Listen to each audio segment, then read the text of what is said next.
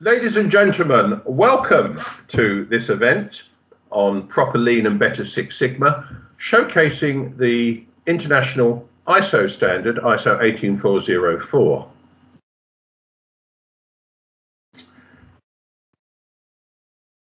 It's World Quality Week, and what could be more appropriate than running an event on the global Lean and Six Sigma standard, an event sponsored and organised by the Royal Statistical Society and the British Standards Institute. We have a wonderful lineup of speakers for you today, illustrative of the global community utilising and committed to the benefits they're receiving from utilising this international standard, a standard which not only deals with certification of organisations, but also deals with the competencies required of practitioners for Lean and Six Sigma, and both in a combined way. I'm Professor Tony Bendall. I'll allow my colleagues to introduce themselves as we progress through the event. So the event is about finding out who's globally is using the standard and why. It's a unique opportunity to hear about the background to the standard and stories and journeys from impressive global users. Depending on timescale, there'll also be some opportunity for questions and hopefully answers. So Lean and Six Sigma have been used within many organisations in their transformational programs and for process improvement around the globe with mixed success. In some cases, the success has been outstanding, but in other cases, it has been much more limited. One of the reasons for this, perhaps, is that training has often focused on tools and techniques and not on the role requirements associated with being good as a belt or being good as a practitioner. And this standard pays attention to that, as well as looking at the management system requirements to ensure that your program is successful. This is the reason for the drive to showcase the standard as a competency-based standard under which you and your team, wherever they are, can become certified practitioners. Indeed, organisations as a whole, of course, or individual units worldwide can also be certified against ISO 18404. The standard provides a level of assurance on the skills of certified practitioners, Lean and Six Sigma professionals, and of best practice at organisational level, which was not previously available. And it protects your deployment programme. The organisations involved in ISO 18404, of course, include the International Organisation for Standardisation, the only true global leading organisation for standards, with standards which are well known in every sphere of life around the globe, including international management system standards such as ISO 9001 for quality management. It's an independent, non-governmental international organisation with a membership of 166 national standards bodies, one of which is the British Standards Institute, which is co-hosting this event. I chair the MS6 committee of the BSI, which works with TC69 of the International Standards Organisation in developing up the ISO 18404 standard. The Royal Statistical Society, the other sponsor of this event, is the scheme owner for ISO 18404, as it's a technical standard and it needs that support. So our event today is about forgetting the myths about ISO 18404. There's been some very foolish things said in relation to this standard. It's about understanding the reality, including the potential. You have a global group of very expert practitioners, users and experts. We're covering different sectors and we're covering different geography. And at this point, I would like to start the ball rolling by handing off to our first speaker in Australia. Roger, will you take over, please? Yeah, thank you. Thanks, Tony. Good evening, everyone. Yeah, my name's Roger Hilton, and I'm going to be jointly presenting our talk very quickly with my colleague Alan Roberts, and we'll introduce ourselves firstly. A bit of background about me. Obviously, I'm in Melbourne, so it's half past. It's 20 to 9 p.m. on Wednesday night here. So it's a lovely balmy evening in Melbourne. The bit of background about me, I've been an educator and project coach for about 15 years in basically in continuous improvement and Lean and Six Sigma. That's been happening since about 2006. Prior to that, to 2006, I was involved in the leadership team of the automotive supply chain, involved with quality management and deployment of Lean Six Sigma in the Asia Pacific region. So I've been a practitioner as well as an educator. So that was involved with 10 years, suppliers out of China, and involved with lean supply issues and all that sort of stuff. And currently I'm a member of the ISO 18404 scheme committee through the Royal Stats Society, and I've sort of got a responsibility, or at least a liaison role in this region here in Australia and Asia Pacific. So connecting with the guys on the committee. So just over to my colleague Alan Roberts. Thank you, Roger. Good evening, everybody. My background, I'm a chartered accountant by training, and as those of you who know the flags of the world will see my red dragon on the wall. So I am Welsh by background. I've worked as a chartered accountant in Europe, North America, and then in Australia. 20 years as an accountant, and subsequently another 20 years delivering Lean Six Sigma training and coaching in the APAC region and in North America, in English and in French.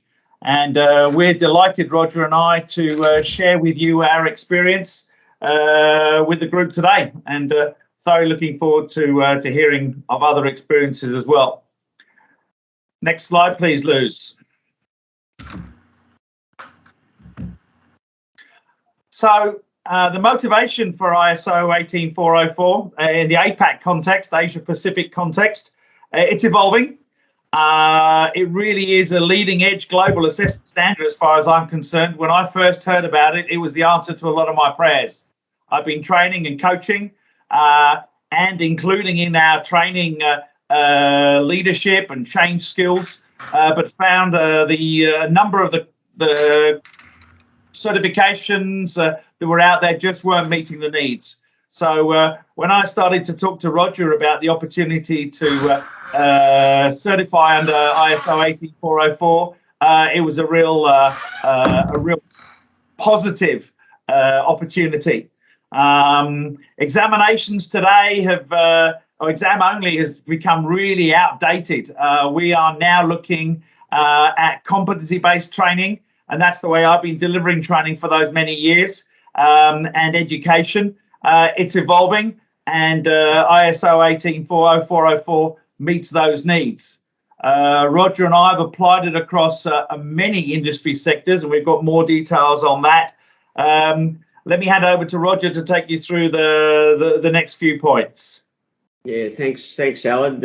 I mean, supporting that, the Lean and/or Six Sigma can be applied across all the sectors in our experience. The next slide will show that. And one issue I've found is that a lot of Lean Six Sigma deployments haven't been very clear about what are the critical success factors for continuous improvement deployment. And certainly in Australia, and that's some of my personal research and doctoral research around that, and at ISO 18404 goes a long way in creating a framework, or at least provides some conceptual thinking for critical success factors. And it goes without saying, and that's at the company level rather than the individual level. So one of the other thoughts also is that, as you probably know, most people in the audience would know that under ISO 9001, there is a requirement for continuous improvement demonstration within a business, and ISO 18404 is a gap filler, if you like, to look at that compliance or that CI compliance requirement. So a very important thing for Australian business, in my view, and based on my research. And very clearly, as Alan alluded to, was that the standard is rigorous, certainly rigorous in terms of the competencies for individual belts, you know, the lean belts and the Six Sigma competencies as well. And it's one of the things we sort of, Alan and I have come in an alliance where most of the time he would do the training and I would do the assessment, and the assessor, the independence of using the competencies as an independent assessment from the training is a game changer, really, because it's few and far between, certainly in Australia. So but the important thing is the trainer and the assessor need to work very closely with all the stakeholders, obviously the leadership team in the organisation, as well as the candidate as well, their manager, who may sign off the projects and stuff like that, which we'll talk about in a minute. And so the importance here in that combined assessment between trainer and assessor is that the involvement with the key stakeholders within the business, and I think that reflects in some of the requirements in the competencies to demonstrate that the leadership are involved in as well, and people, the candidates are obviously demonstrating leadership themselves and also leadership of self. So there's some great competencies there. Look at personal, emotional intelligence in some sense, because that's you look at number 2 over there, is that 80% of the success is around some of those non-technical competencies as well, so which the standard addresses. So next slide, Liz, thanks.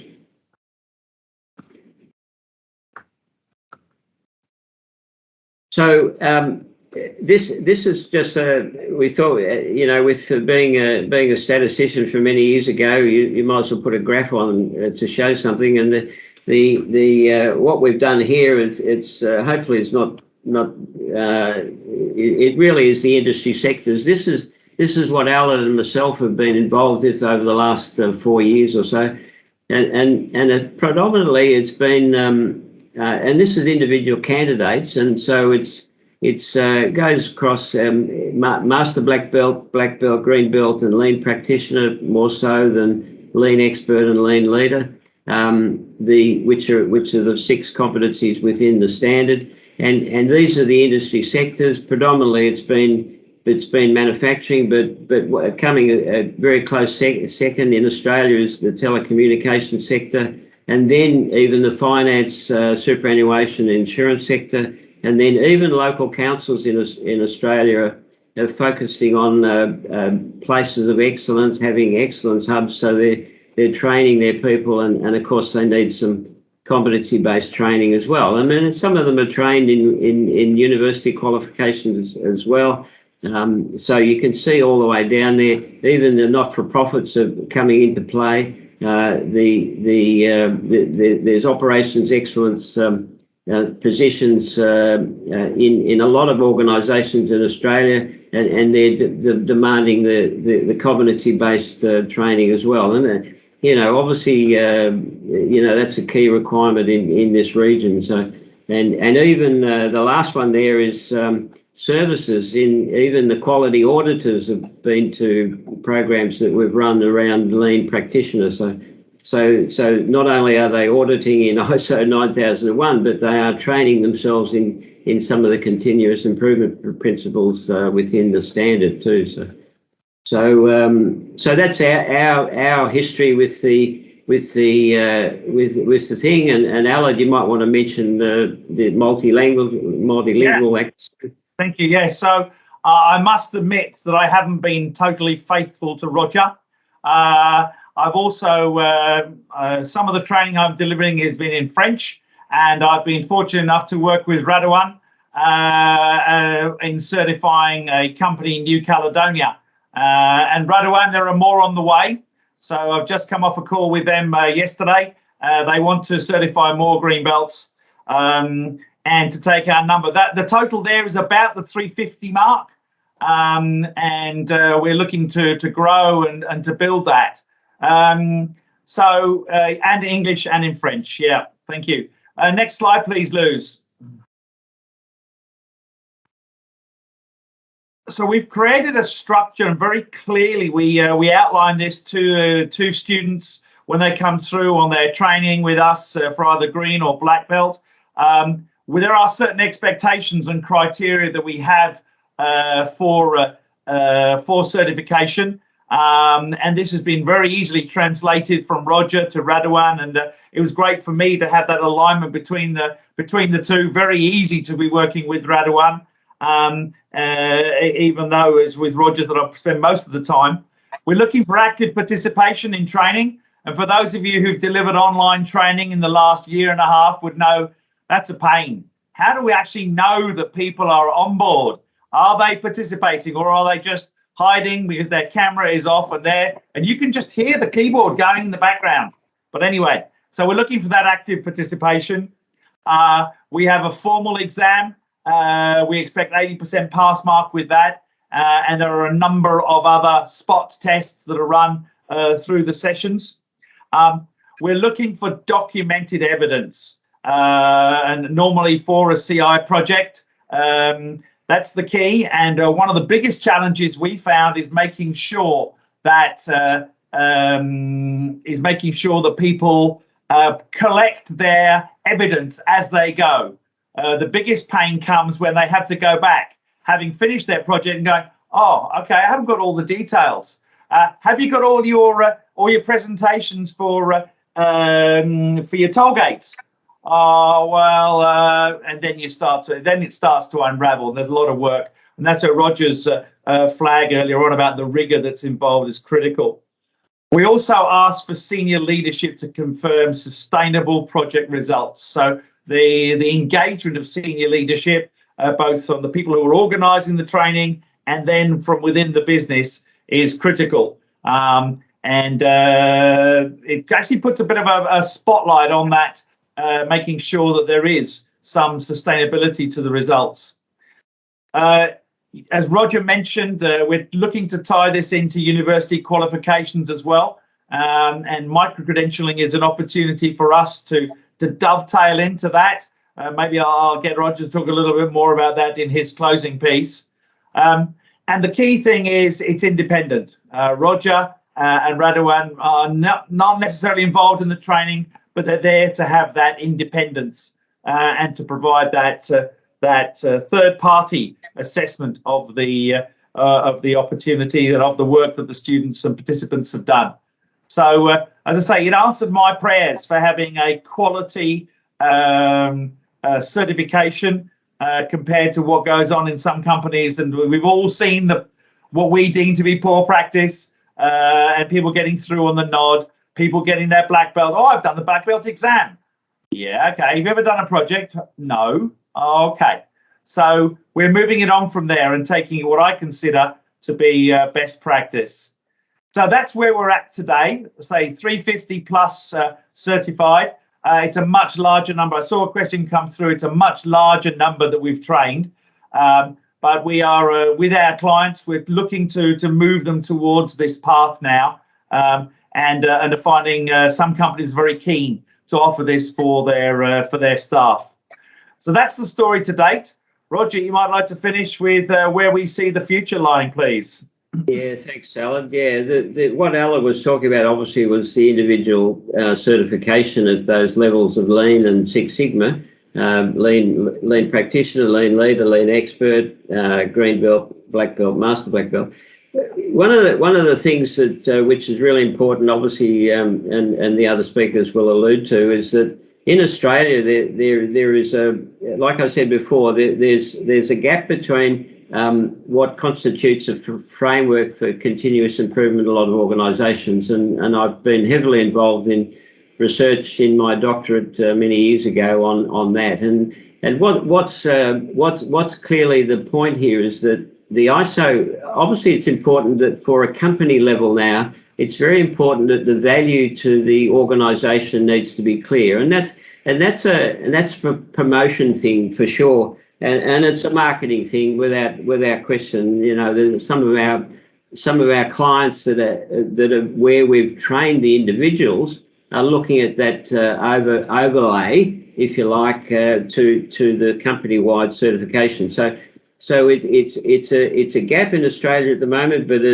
hopefully it'll be it's certainly an opportunity for us to move towards. And there's also the infrastructure in Australia as well. You know, the obviously the certifying bodies, the accreditation body, JASANS, equivalent to UCAS in the UK, and all the other accreditation bodies. I mean, obviously, you know, they need to come in the picture. Key stakeholders, they need to be it needs to be part of their auditing scope, and obviously it's going to be growing. You know, like ISO probably took 25 years. ISO 9001, that is, took 25 years to get really a practical set. So ISO 18404 at a company level in Australia will not be happening overnight, but it's an opportunity where in my view, it's an important thing for key focus areas for service excellence and supply chain optimization, especially in the pandemic. You know, we've got gaps in Australia. You probably read in the news that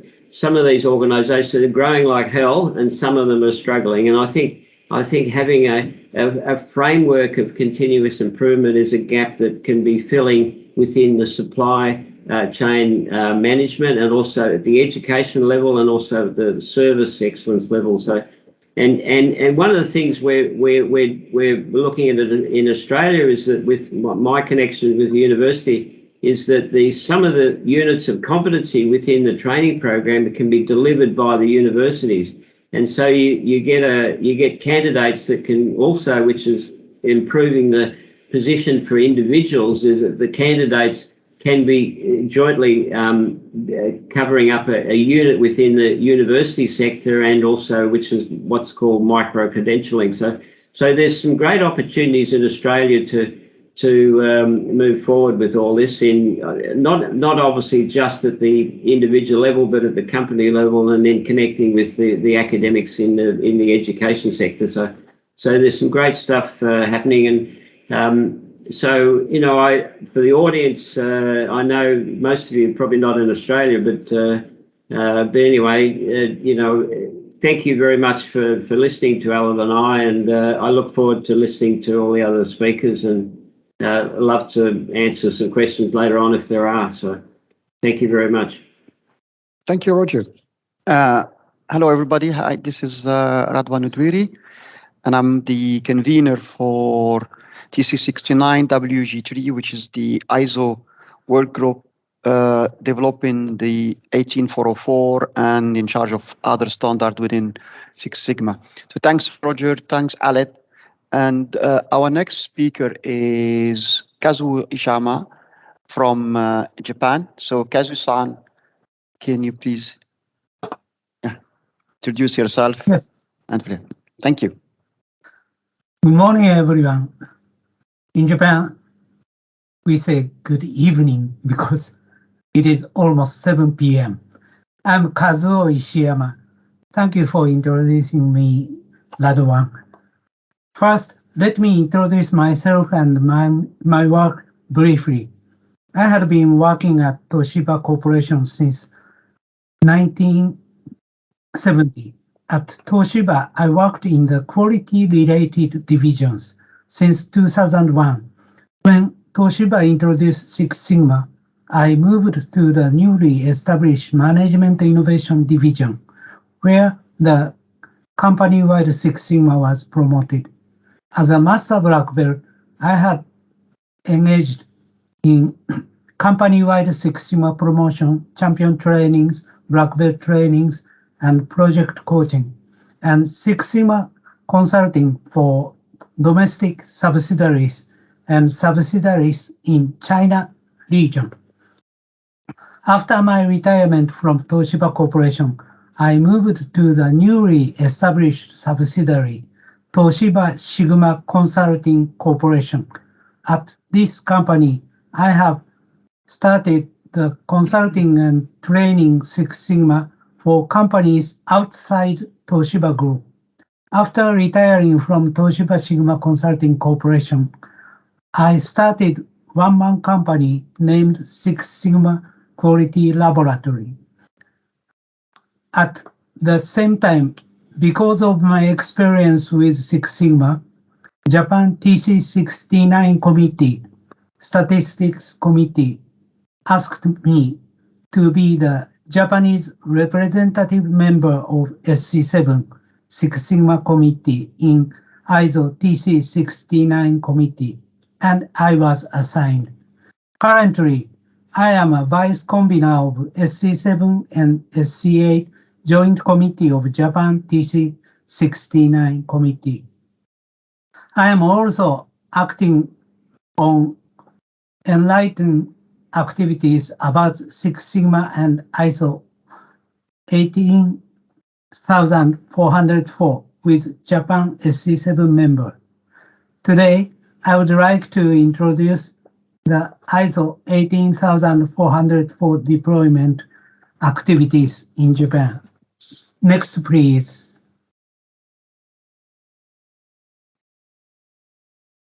Hello, Ruth. Next, please. Thank you. Now, I would like to explain about the Enlightenment activities for ISO 18404 and Six Sigma of Japan. When ISO published the international standards for Six Sigma, namely ISO 13053-1 DMIC methodology and ISO 13053-2 tools and techniques in 2011, we try to develop them as JIS.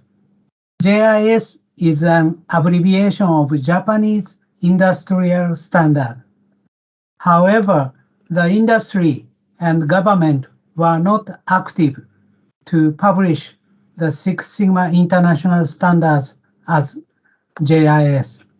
I will explain the reason later.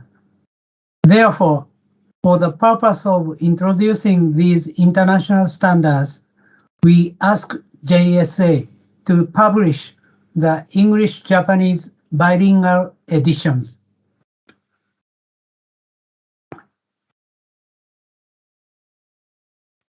JSA is an abbreviation of Japanese Standard Association. JSA, Ruth-san, could you please click the pink box? Yes. Yeah, it enlarged. Yes, and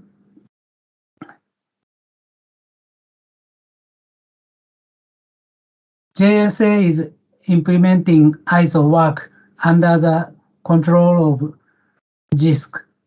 JISC is an abbreviation of Japanese Industrial Standards Committee.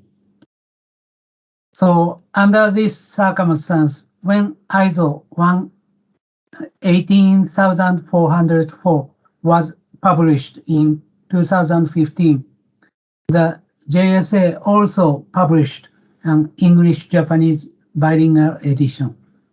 Next, we wrote articles and papers.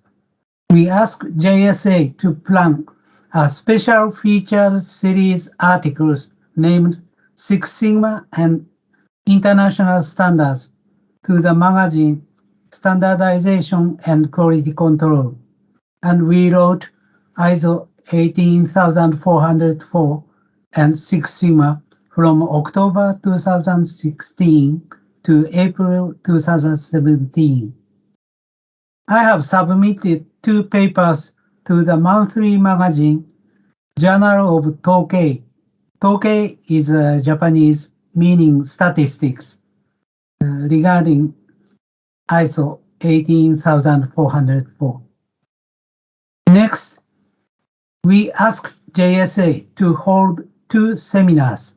One was International Standards Seminar, ISO 18404 and Six Sigma. The other was ISO 18404 seminar.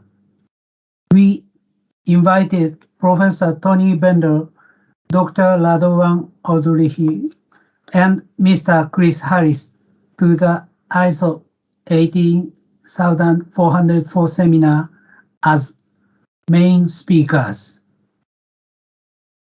Next is the meeting with RSS. We have 2 times meeting with RSS, Professor Tony Bender, Dr. Radovan Odrihi, and Mr. Chris Harris, with discussing about ISO 18404 and activities in UK. Next slide, please. Thank you. Next, I would like to talk about what's happening in Japan with Six Sigma. In Japan, frankly speaking, Six Sigma is still poorly recognized and understood. Many people in Japan think the following. Six Sigma is a method developed in the United States by referring TQC, TQM, QC Circle, and Kaizen activities of Japan, and then spread all over the world. Japan is the founder of TQC and TQM and exporting high-quality products to the world. So, Six Sigma is not necessary in Japan. I think this is a wrong thinking. Current black belt in Japan are certified in one of the following ways. Number 1, participate the black belt training of Japanese Six Sigma training consulting companies. However, there are only 3 major Japanese companies for Six Sigma. Number 2, in case of overseas affiliate company, participate the internal black belt training, which is approved by overseas headquarters. Number 3, participate inside company black belt training, which is certified by Six Sigma training and consulting company.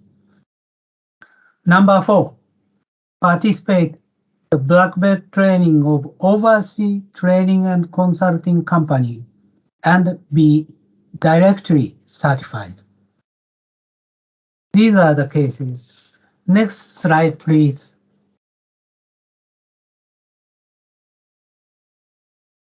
Thank you. This is the last slide. Talking about current situation in Japan and future issue.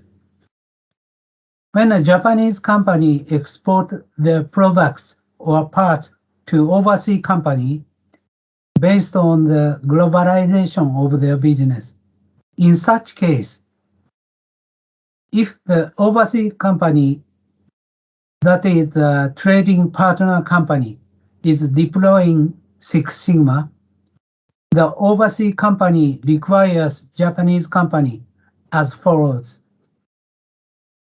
Converse with Japanese company using Six Sigma terminology.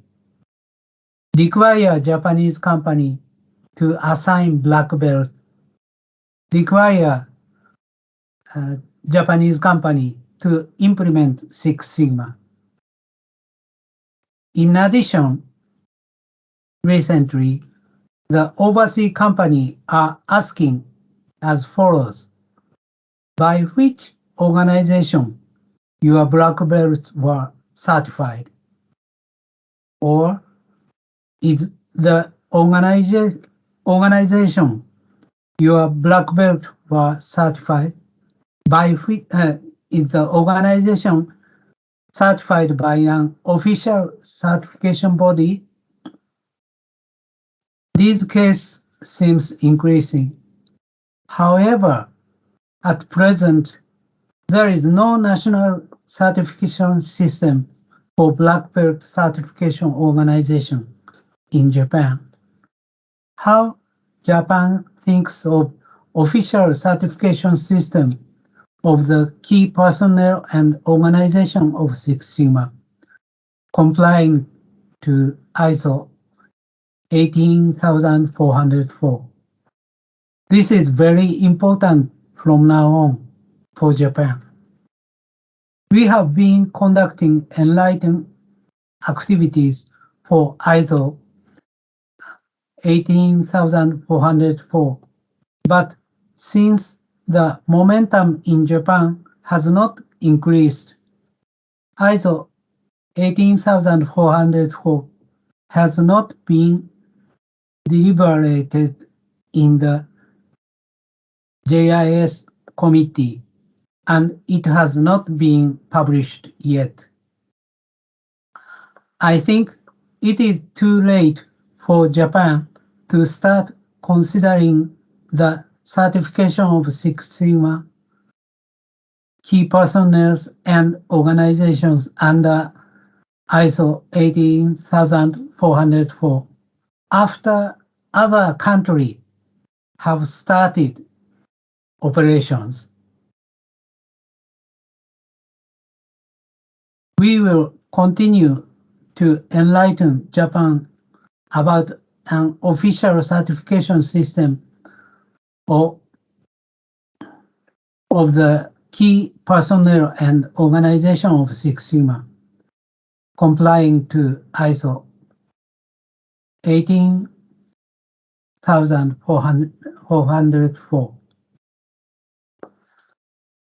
I would like to finish my presentation. Today, I have concentrated on ISO 18404. So I didn't explain the actual situation in Six Sigma, how many black belt or how many master black belt or how many companies are deploying Six Sigma. I explained currently only 3 major Six Sigma consulting company, but most of the Six Sigma deploying company are trained or consulted by these 3 companies.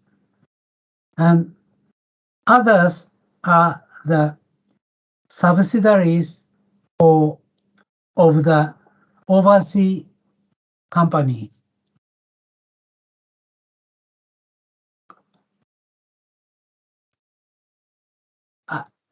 Can you hear my voice? Oh, thank you. So if I have a chance, I would like to explain more details about the Six Sigma situation in Japan. So I would like to finish my presentation. I hope my speech today will be of some help all of you. Thank you for your attention. Thanks a lot, Kazuo-san, and thank you for giving us presentation, and especially thank you for your efforts for pushing for ISO 18404 and for all your active member in ISO TC69 and activities. Thank you a lot. Our next speaker is Mustafa Al-Balushi, who is Head of Operational Excellence at Vail from Oman. I think the order was swapped, Radwan, to Sabi. Oh, sorry. So we push it to Sabi. Yeah, sorry. Hello, everyone, and good afternoon from Dubai, UAE. Thanks for the attendees, thanks for the colleagues, and of course, thank you for the Royal Statistical Society for organizing this event. My name is Sabit Shamia, and I am the Business Assurance Manager in BSI, Middle East and Africa. As you know that our role in BSI, the British Standards Institution, is to help improve the quality and safety of products, services, and systems by developing standards and encouraging their use. Standards are the best way of doing things. Talking about ISO 18404 standard, one of the main drivers actually on writing the standard, it's actually the huge amount of certifications offerings in the market, but doesn't provide the required assurance.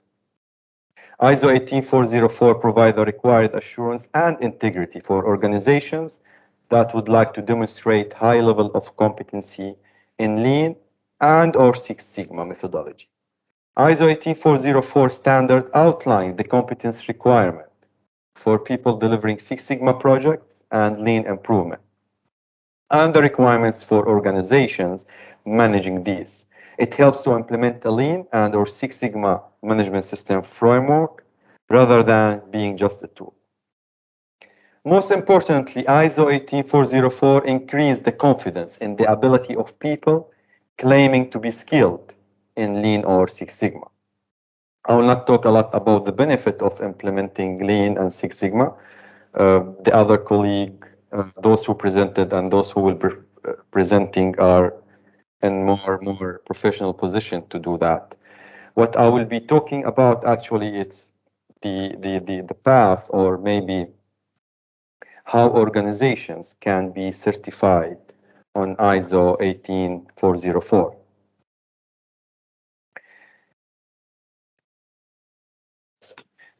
Actually, the certification shall be carried out by, and the assessment shall be carried out by a certification body that is recognized and approved by the RSS. The certification will be valid for 3 years from the date of issuance, like any other management system. The assessment will be on the requirements of the standard and the high-level structure, like any management systems. However, the assessment will not be directly assessing the competency of the individual, which will be the role of the Royal Statistical Society, which I will touch base on my next slide. It will be assessing the system to establish and manage the competency of the individuals in the organization. We all know that ISO 18404 is very unique.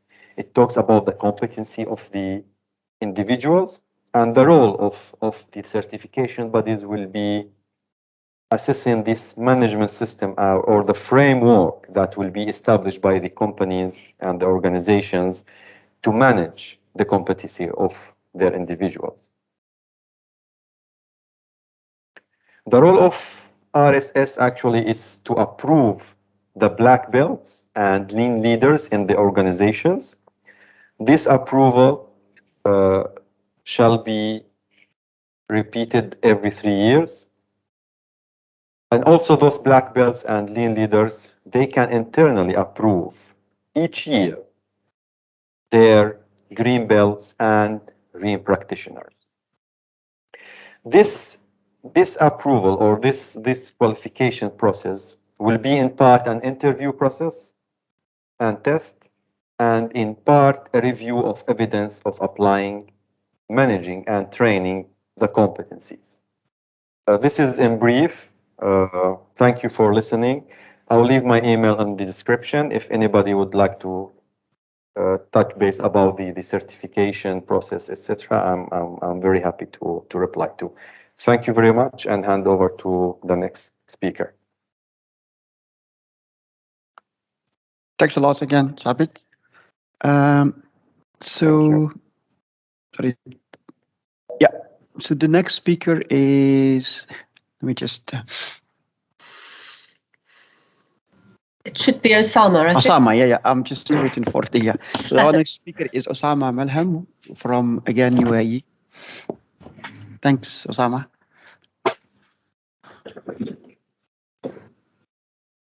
Yeah.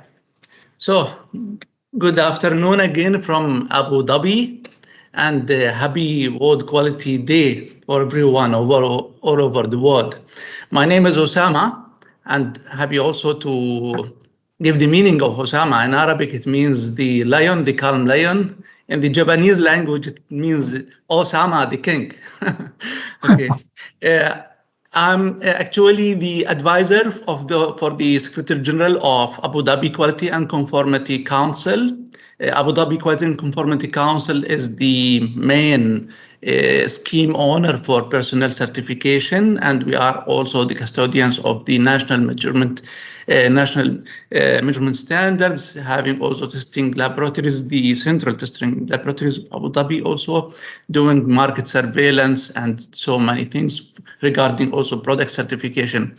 Myself, I am a lead auditor in many of the management systems, 17020 for inspection bodies, 17024 for personnel certification, 17025 for testing, calibration, and sampling laboratories, 15189 for medical labs, 17065 for product certification, halal products, and of course, I'm a lead auditor for 18404. My presentation will focus actually on the importance of the standards, and in specific for 18404 from that point of view and my experience in this field. So I will start a little bit, could be different from my colleagues. I will talk about why do we think that dictionary is valuable and important. Okay, simply because the words are sorted in a systematic way, A to Z. Secondly, of course, the definitions and the translations are widely accepted. So if you search for the word hotel, okay, to know what does it mean, you will go directly to the chapter H, then O, then T, then E, then L, and probably most of you will find that hotel means the place where you sleep in. But what will happen if every country, it's better maybe if every country has its own way of alphabetical order or its own way of definitions? This is my own, I have developed this alphabetical order, and it has a logic around it, okay, behind this, okay. So, but if this is the case, every country has its own standard, its own understanding, the world will become a chaos. Okay, so we have to harmonize these standards all over the world, even if we start from something, I will not say low, but acceptable level. Okay, by the way, the word hotel, if you go to Sri Lanka, you will find that hotel means restaurant. It's not, when you ask, I want to go to the hotel, they will take you to the restaurant. And that was really some kind of something funny happened to me when I visited Sri Lanka. Okay. Well, my journey with Lean Six Sigma started maybe about 20 years ago, okay, when I wanted and became interested in Lean and Six Sigma. And at that time, I remembered that it was really very confusing for me to differentiate between what is Kaizen, what is ISO 9001, what is total quality management. And I felt all these are just repeated things. Every country would just want to have its own standard. Okay. Then in 2005, I said, no, I have to go and read from references. And unfortunately, the references that I have started from, okay, they took me to the deep knowledge of the statistics, okay. And what I understood from these references, that Lean Six Sigma is a pure work of the statisticians. Only it's a statistic, nothing more, control charts plus statistics. And I spent more than maybe, I will say around 2 years just struggling and to understand the statistics and all these kind of control charts. Then in 2015, when the ISO standard published, the 18404 published, I really felt relaxed, because now I can say that there is something that the world can accept. The world can really make it as a baseline for everybody to know, to say this is what we mean by Lean and Six Sigma.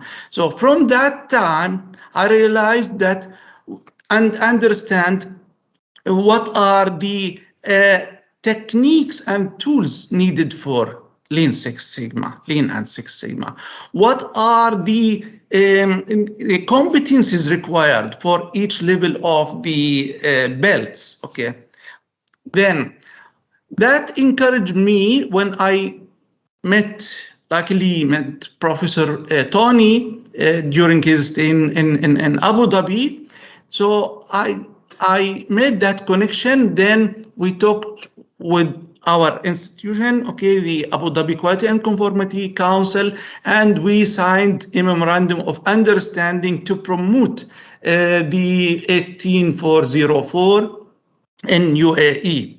Unfortunately, this was not very successful story due to many challenges. Okay, maybe it's not as our previous colleagues said, still ISO 18404 is not widely accepted, let's say. So, and currently it's very obvious for me what is 1404, what is ISO 9001. They are not actually something there's of course there is an overlapping, but they are completing each other. Okay, they are not repetitive standards. So I became very proud of myself when I studied this standard, and what took me 2 years or more, okay, to understand the Lean and Six Sigma. Now I can train my kids, my friends, my colleagues, also what is Lean and Six Sigma only in less than 1 hour.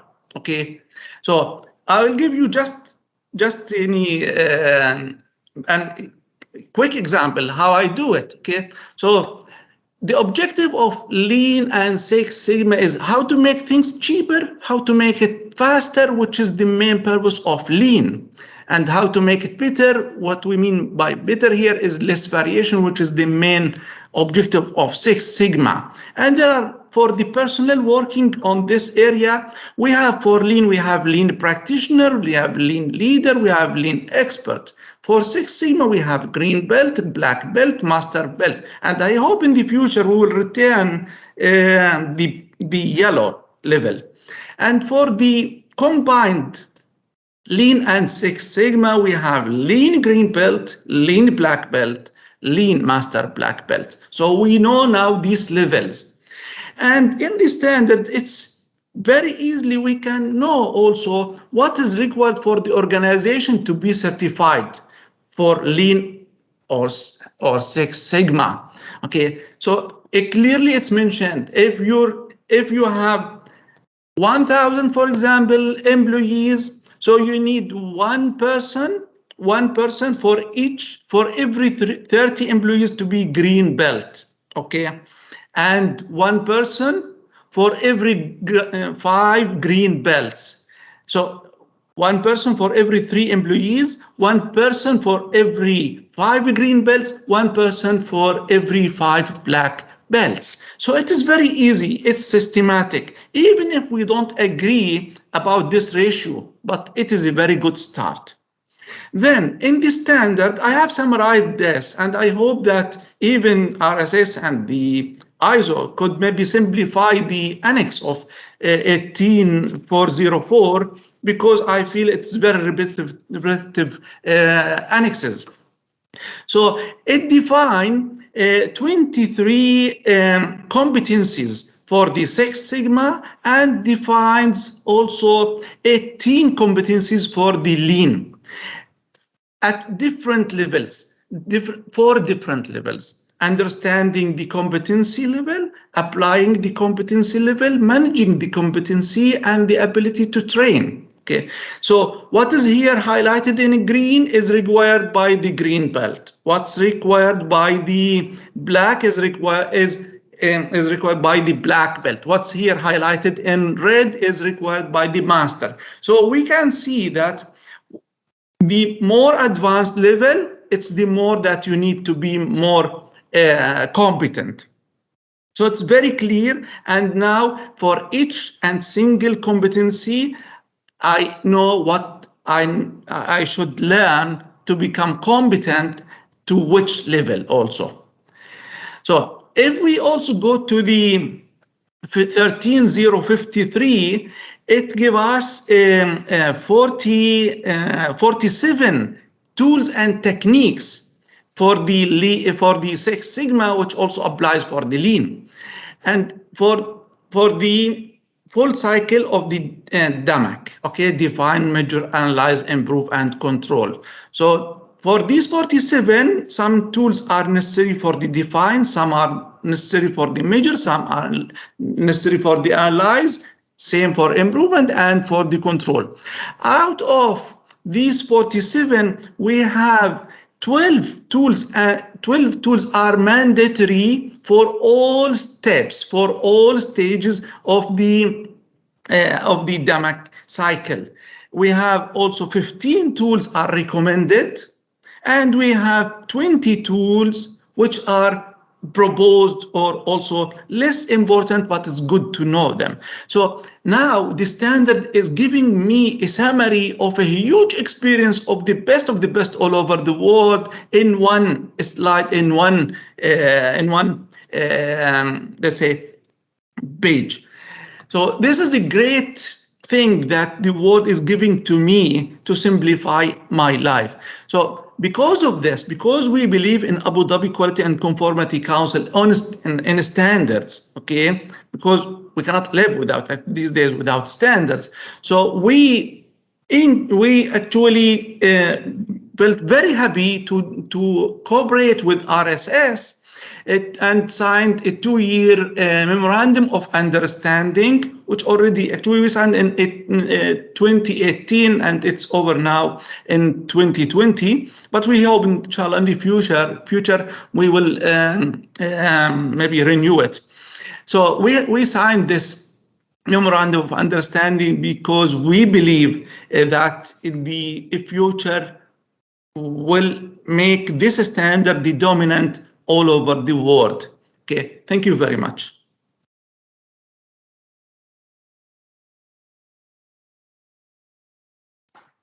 Thanks a lot, Osama. Thanks for this great presentation and for the clarification, as well as for sharing with us your experience and also how to shift from actually looking at Six Sigma just as a statistical tool to much more global and systemic approach. Thank you. So we have a question in the chat if you want it, Redwan. I think we have some time now. I think we can send some questions. Thanks, Shirley. So Shall I read this one out? Yeah, please. Yeah. Okay. Can I just first of all say thank you very much to all the 4 speakers. It's really interesting and really fascinating description of what's going on in different parts of the world. Thank you very much for preparing all that. We have a question from Martin Gibson, just asking, this is directed to the first speakers, what is the percentage of certified versus trained in the Asia Pacific region? Probably a question to us, Shirley. I guess I wouldn't like to sort of try and guess at the total number, but the percentage of certified to trained would be quite low, I would suspect. I mean, don't forget in Australia there's quite a number of providers of services that way, and we're Alan and myself, our alliance is covering the ISO 18404. So obviously there are other players in the marketplace in Australia. We're just as close to America as the UK, and so the American Society of Quality and other standards are sort of popping into the Australian environment. So like I don't know what proportion was, but the number of trained would be quite significantly higher than the number of certified, Martin, I think, roughly. If I go one stage further, Martin, I think there's a number of people trained. How many of those convert their training into actually doing anything? And how many of those then move on to some form of certification, whether it be external, like ours, or internal certification? So I think the number's probably quite difficult to get at. And we've certified 350 over the last 5 years. It's going to be a lot more than that overall, I would guess.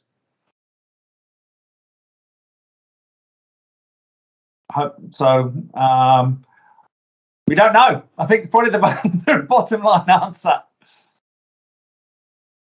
I hope that answers it, Martin.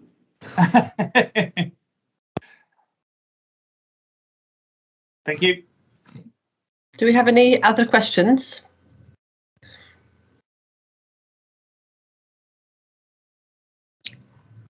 Could I just ask quickly to Kazuo from Japan?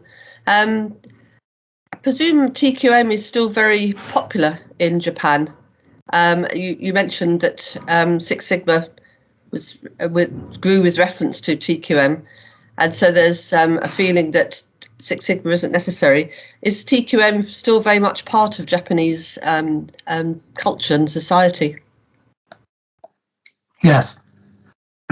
In Japan, still TQM people, TQC people is strong power in the quality area. And as I mentioned in my presentation, those people believes TQC or TQM is number one. But looking outside Japan, the basis is moving to Six Sigma. Of course, the overseas countries people respect TQC or TQM or Kaizen activities. But on the other hand, most of the overseas countries promoting Six Sigma. So the one important fact is Six Sigma was in the discussing in the ISO committee and published international standard. But unfortunately, TQC or TQM, there's no international standard. That is the problem. So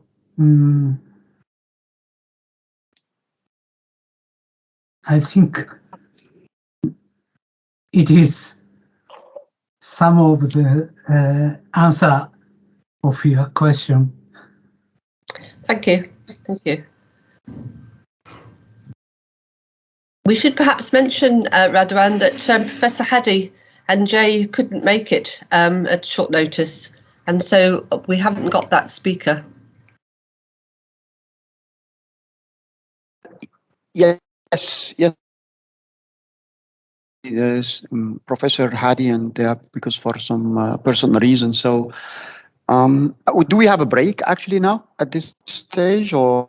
We do have a break until 11:10. Right. If there are no other questions, there's a comment in the chat that people might like to look at. Chat, yeah. Okay. Everyone can read that, I think, unless you want to say something about it, Martin. Instance. I can do. I'll be very brief. People can read it later, but I mean, I've certainly been exposed to organisations where manufacturing have embraced lean, won't take Six Sigma, design will take Six Sigma and won't take lean. There is a lot of antagonism, and I mean, in basic terms, lean is reducing waste, Six Sigma is reducing variation. but it's so much on problem solving and process improvement. And that we need to get more, we need the standard to promote and educate the leaders of organizations that the two components of Lean Six Sigma work in harmony, but we also need to educate the leaders and tell them that they need to focus more on failure prevention and changing the system, and not just working on Lean and Six Sigma in problem solving and general process improvement. And I think if worldwide there was more focus on problem prevention, then Lean Six Sigma could become more of a continual improvement monitoring strategy for those little things that will happen. But I think there's so much rework going on at the moment that Lean Six Sigma is having to address because the systems are basically bad in many organizations. So it's something for people to have a think about. Any comments from Osama and Sabe in particular?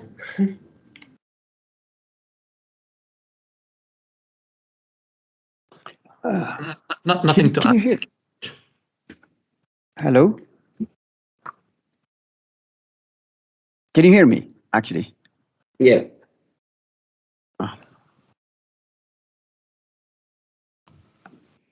I should.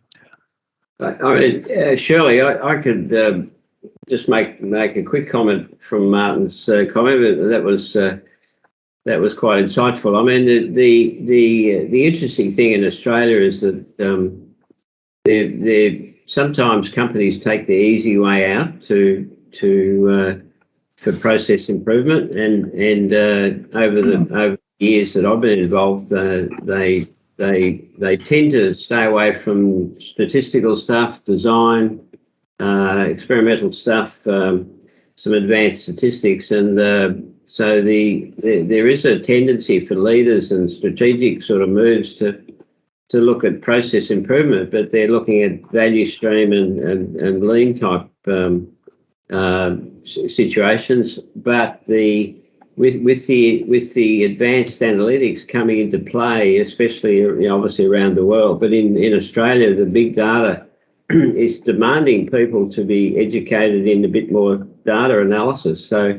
So Six Sigma is becoming quite a need within businesses at the moment. Lean is in some sense is seen to be a basic sort of toolkit, but so the stats is coming into play, and I think that's one of the things that both Alan and I are excelling at it with my background.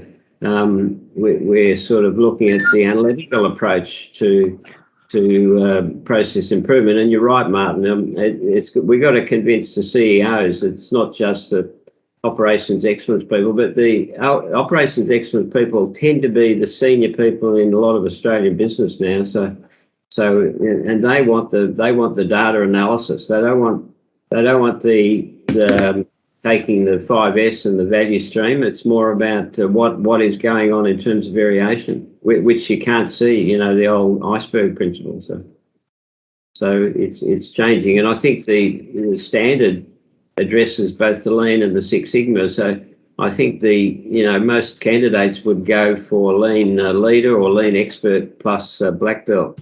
And I think that sits pretty well in a lot of businesses in Australia. So. I can add some aspects on, especially on Martin's comments. So, because I think you're mentioning Lean Six Sigma, and I think if you look carefully into the standard, we have avoided to use the word Lean Six Sigma, and we use Six Sigma and Lean on purpose. The reason behind that is actually there was no common or accepted definition of what is Lean Six Sigma. Some people see this as a combination of Lean and Six Sigma. Some see it as a light Six Sigma, and some see it as more Lean than Six Sigma. So what the standard carefully use the word Six Sigma and Lean, and there will be development more in the next version. I will be talking a little bit at the concluding remark about how to combine actually both Six Sigma and Lean, and to combine the two framework. And this is also one of the purpose of 1305 3 part 1 and part 2. How do you combine multiple framework? So that's one thing. So it is definitely the aspects of problem solving is very important, but I think 18404 is more than just a problem solving method. This is the first time this is a quality management or a management system. And I think I will be a little bit talking about it at the concluding remarks, which it goes beyond just a set of tools and techniques. It is a philosophy. It is a culture. It is a full-fledged management system. And that's, I think, what we need to understand. That's one of the aspects concerning Lean and Six Sigma. The second aspect of DFSS, again, 18404 on purpose avoided to discuss about design for Six Sigma, but there are a lot of initiative currently going within ISO TC69 for launching a new project on design for Six Sigma. And that will consist, again, in a set of standard as well as technical documents.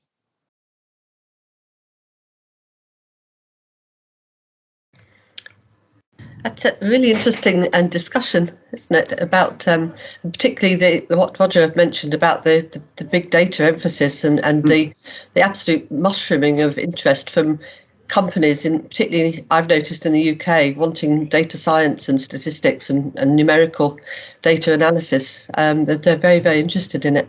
Do we have time for one more question, Radwan? I think so, yeah. Okay. From the chat, if we'd asked, what is the best way to learn Six Sigma? Can Six Sigma be learnt by means of reading a book, or is it possible only by training or courses? If it's possible, what could you recommend to read? I'd be very grateful for your response. I'm sure there's lots of options that could go here. Maybe people could put them in the chat, but if there's an answer from anyone in particular. Okay, may I comment on this? Okay, thank you. Yeah, from my experience, yes, you can go and read by yourself. Okay, and this is the toughest and maybe the best way, but it will take you a very long time. And if you read, you are starting from the wrong reference, it might lead you to the wrong direction. Okay, this is what happened to me. Okay, because I took my first 2-3 references took me purely to the statistics. Okay, but as we see now in 18404, it's more than this. Okay, so my recommendation, if you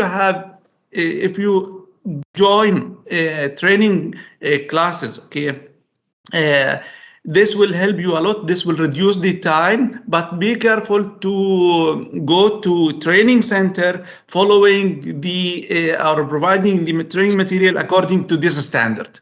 Okay, otherwise you will be also lost.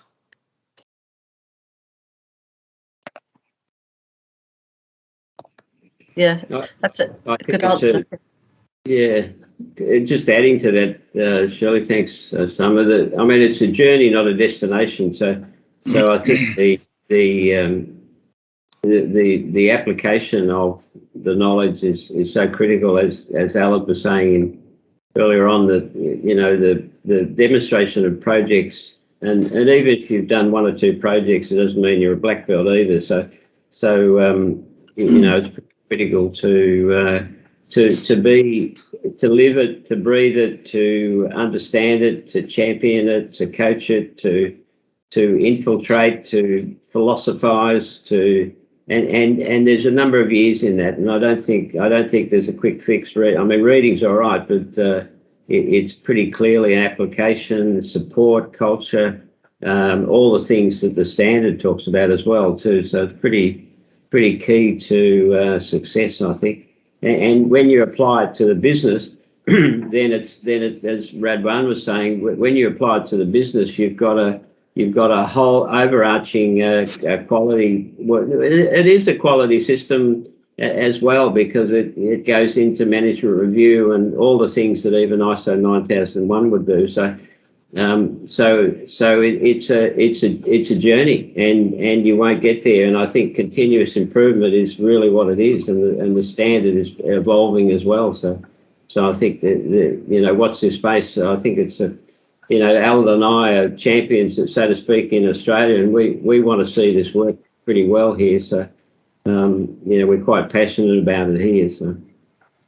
I mean, I just would like also to add something. I mean, definitely, I think training plays a key role, and we understand that it is an accelerator, but it is not the only way, to be honest. And I think 18404 would like also to shift from this training-based and this body of knowledge that actually Six Sigma before was purely based on training and education to a more vocational, to a more application, is you learn by doing rather than learning the 180 or whatever or 162s. That is not Six Sigma. That is not lean. We are not. It is more by applying, by doing. Mentoring is key. Coaching is key. Participation in a project. All these are mechanism for learning Six Sigma. The objective of 18404 in particular is actually the democratization of Six Sigma Lean and the underlying statistic and analytical tools. We have two further questions in the chat, but I think we should have our break now if Radwan agrees, because we're exactly on time. I think we are exactly on time, yeah. Yeah, and we can continue with those two comments. You might like to look at them during the break because they're pertinent to what we're going to talk about in the next half, I think, as well. Okay. So. Thanks, Shirley. Our next speaker is Mustafa Al-Balushi, who's Head of Operational Excellence at Vail from Oman. Yeah, so welcome all of you. Good morning, good afternoon, and good evening to all of the dear friends, presenters, and of course the attendees from all over the world. My name is Mustafa Al-Balushi. I'm from Sultanate of Oman in the Middle East, and I'm heading the Department of Operational Excellence in Valley. Valley is a global company, one of the biggest or within the third biggest producers for the iron ore. And the plant that I work in here in Oman is the only one in the Middle East.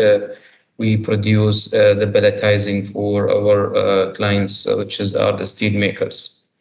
I'll be taking you briefly to our experience over here, and especially my experience in using the standard of ISO 14404 for our program of Lean and Six Sigma that we have established since 2018. So the motivations basically when we started the program, of course, myself, I have came across different continuous improvement deployments, cases in different organizations, of course, approaches not standard implementations due to different factors. However, all of these 10 years of my experience has brought different learnings that emphasize for the need of having something very structured and something going to be standard and solving lots of the variability within the system.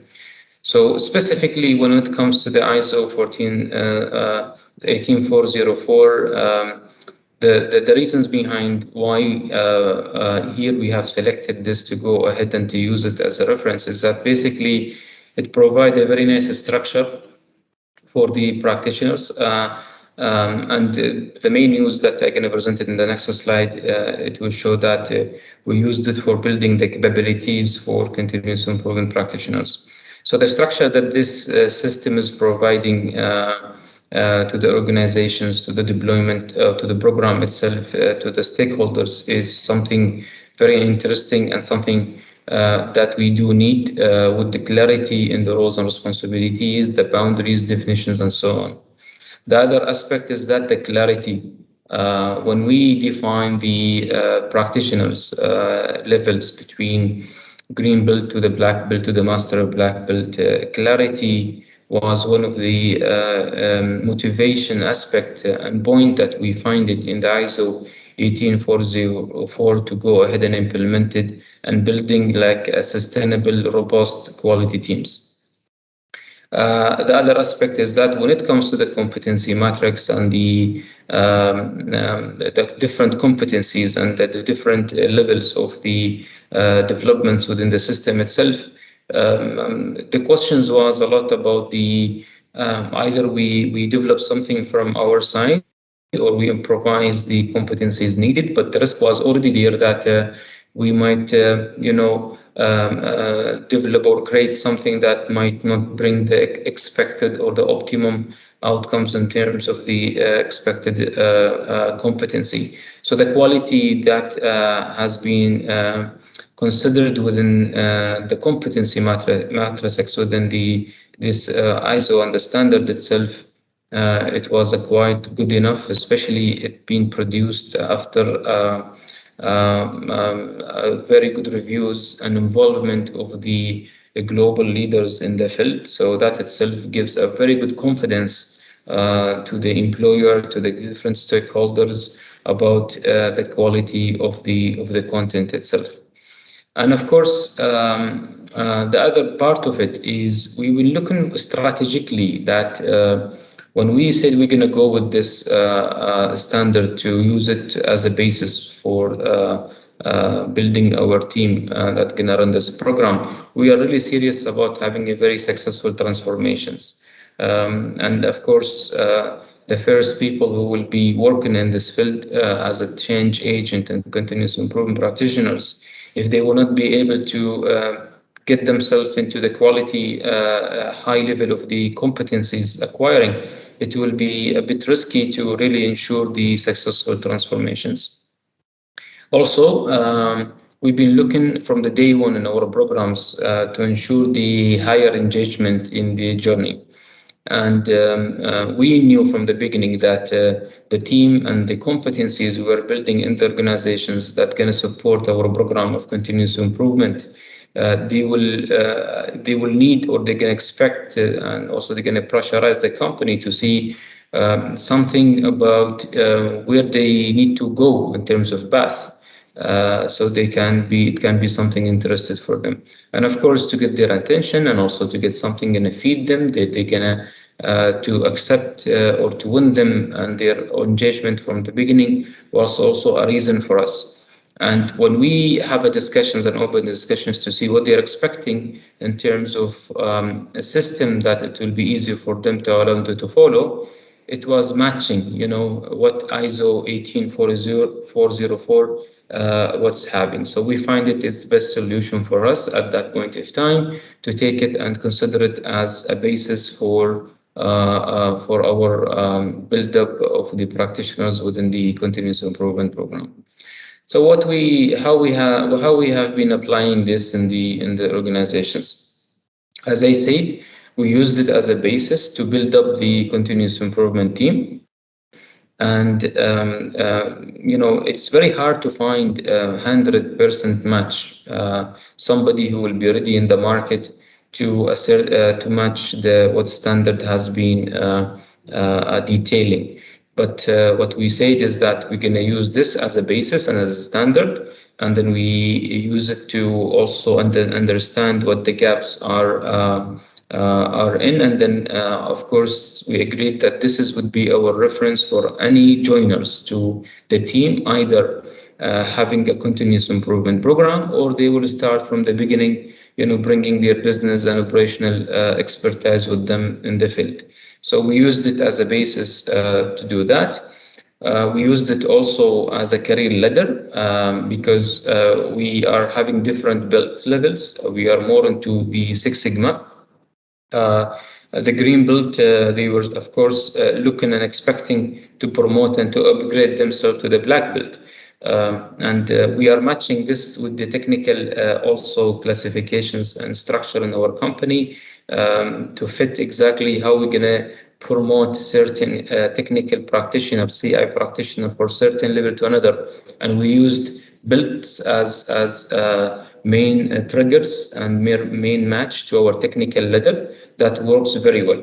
And then when we say, okay, a green belt or a black belt or master of black belt, how are we going to define that? We used ISO 18404 as a basis to build these references. More than that, when it comes to our development for the competencies, the schemes, the IDBs program that we are launching with HR, and to plan these training and development year on year, instead of having myself as deployment leader to have that sort of open discussions with the employees and then the plan what I think, it was much easier and much which is straightforward to have this ISOs with us, and it was like a basis to plan what the practitioner is needing. Very interesting that the current programs of the Six Sigma and even Lean that provided in the market are not necessarily really sufficient to fulfill the ISO requirement. So for the black belt, for instance, I had one black belt that we have been investing on him different trainings until we really been comfortable that he is meeting the requirement as per the ISO 18404. All of that has really structured our planning for the individual development program that we do have, and it have really streamlined further and optimized further the investment that we have planning for our team. And we know exactly what type of trainings and investment we need to plan for the team, even after 2 years or 3 years. That itself helps a lot to plan it from the resources allocations, from budget wise, and also from granting the best training provider. At the same time, of course, we do have teams who are progressing from the green belt to the black belt and so on. If the employee is going to reach the black belts, of course, they will be promoted. So the work, the effort they're going to put themselves in terms of the development, it will not go like that without really recognitions and rewarding them. So what we have used the system later within the process with the human resources department is that these references and competencies that we have used it, we also used it for the recognitions and deciding when the employee or this practitioner will be moved in the technical ladder to the next position or not. So we do have specialist, experienced specialist, senior specialist, master specialist. All of that we have matched it to similar levels of the continuous improvement practitioners. Almost 3 years that after we used it officially with an HR to build the references for the career ladder for the continuous improvement team using this standard. I can also reflect why it's very important, and this is something that I am really, happy that I have decided to go for. And this is my first organizations or the first deployment case that I have decided to use this standard. I have run such deployment in the last 4 organizations before in the last 10 years, that it was a bit of struggle and pain to really decide who's these practitioners, what type of the competencies they do have. All of that, we do it in terms of what we need, and it's very much subjective to that point of time and also the environment. So, and that something keeps changing. But once we use the ISO as a reference, currently in Valley Oman, I really noticed the importance of that, and I can really reflect on that, sharing the main points why we need to use it within the continuous improvement programs. First of all, it will be the best option for the employer, the deployment leader, the HR, the employees. All of these stakeholders will entertain, and they're going to enjoy really having a standard system ready-made. Currently, HR systems are looking to develop their systems when it comes to the competency matrix and so on. And there is a sort of the struggle happening between the line managers and different parties to develop certain competency matrices. ISO 1404 provide that just ready, and it has been invested with the global leaders that they put significant time and expertise, after, long, I would say, journey of learnings and understanding what really needs this field in terms of the competencies. I can see it's win-win situations for all of the stakeholders involved in the process, that this would be a very good solutions to go for.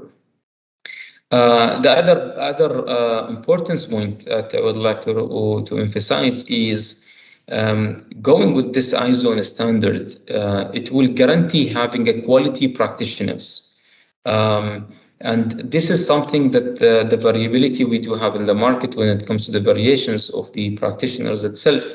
The ISO, it will ensure that the practitioners, after closing all of the requirements and the competencies, they will be quality practitioners that they can really add value to the organizations from the continuous improvement perspective. So the deployment leader, or even the employer, or even the employee and HR, they will be like a comfort for them that this is something going to ensure a very effective outcome at the end. Optimum development plan, I already reflected in the last slide, but I say that instead of trial and error, every time we spend money to send or to invest on the practitioners to acquire them certain specific, I would say, competency through the trainings and courses. This ISO, it will help to optimize that and to really be very specific and direct what is really needed to send those guys or the teams to acquire and follow up with them. Of course, some of those, it will be through the training, so we can invest in that. Some of those can be within the knowledge management inside the organizations, and some of them would be something through the direct line manager who can deliver specific competencies within the framework that has been defined. Ultimately, we do all of that for a reason, and a strategic reason, I would say, for really optimizing the continuous improvement world with this standard is because we want to have more success stories of the continuous improvement programs. There is lots of struggle happening for different reasons. Those programs have two options: fail or succeed. And when it comes to fail, means the employer might not realize the value out of the investment to establish such programs. People will do lots of effort, but not necessarily that will bring a results in terms of the cultural transformations and process improvement and value additions.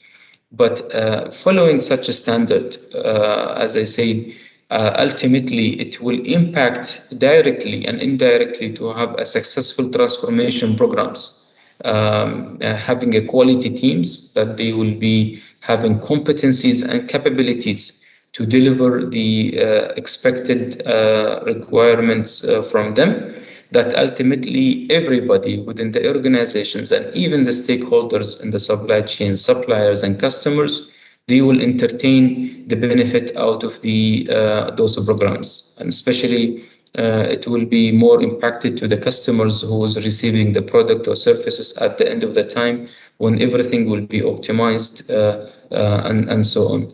So these are the importance in summary why this ISO is so important, and sharing with our expertise in building the teams. This is something that it has been also followed in different organizations when we do the benchmark with an oil and gas, because they go to struggle in what continuous improvement leaders or practitioners they should have in terms of the profiles and competencies, to provide a ready-made basis and competencies to check exactly to acquire quality practitioners. So that's in short my presentation. I hope it will be good and beneficial to you. Thank you. Thanks a lot, Mustafa. Thanks for this great presentation. Okay. Our next speaker is Professor Bert Leyendecker from Germany, and I believe this is a recorded presentation. Before you start, Radwan, could I just ask if Stephen Ward would mind following this talk so that Stuart Anwar can be the last speaker? Could I confirm that's okay? Yeah, that's fine, Shirley. Okay, thank you very much. It's very convenient. Thank you. Thank you. Luz, can you please upload the presentation? I will. Just bear with me for a second. Thank you.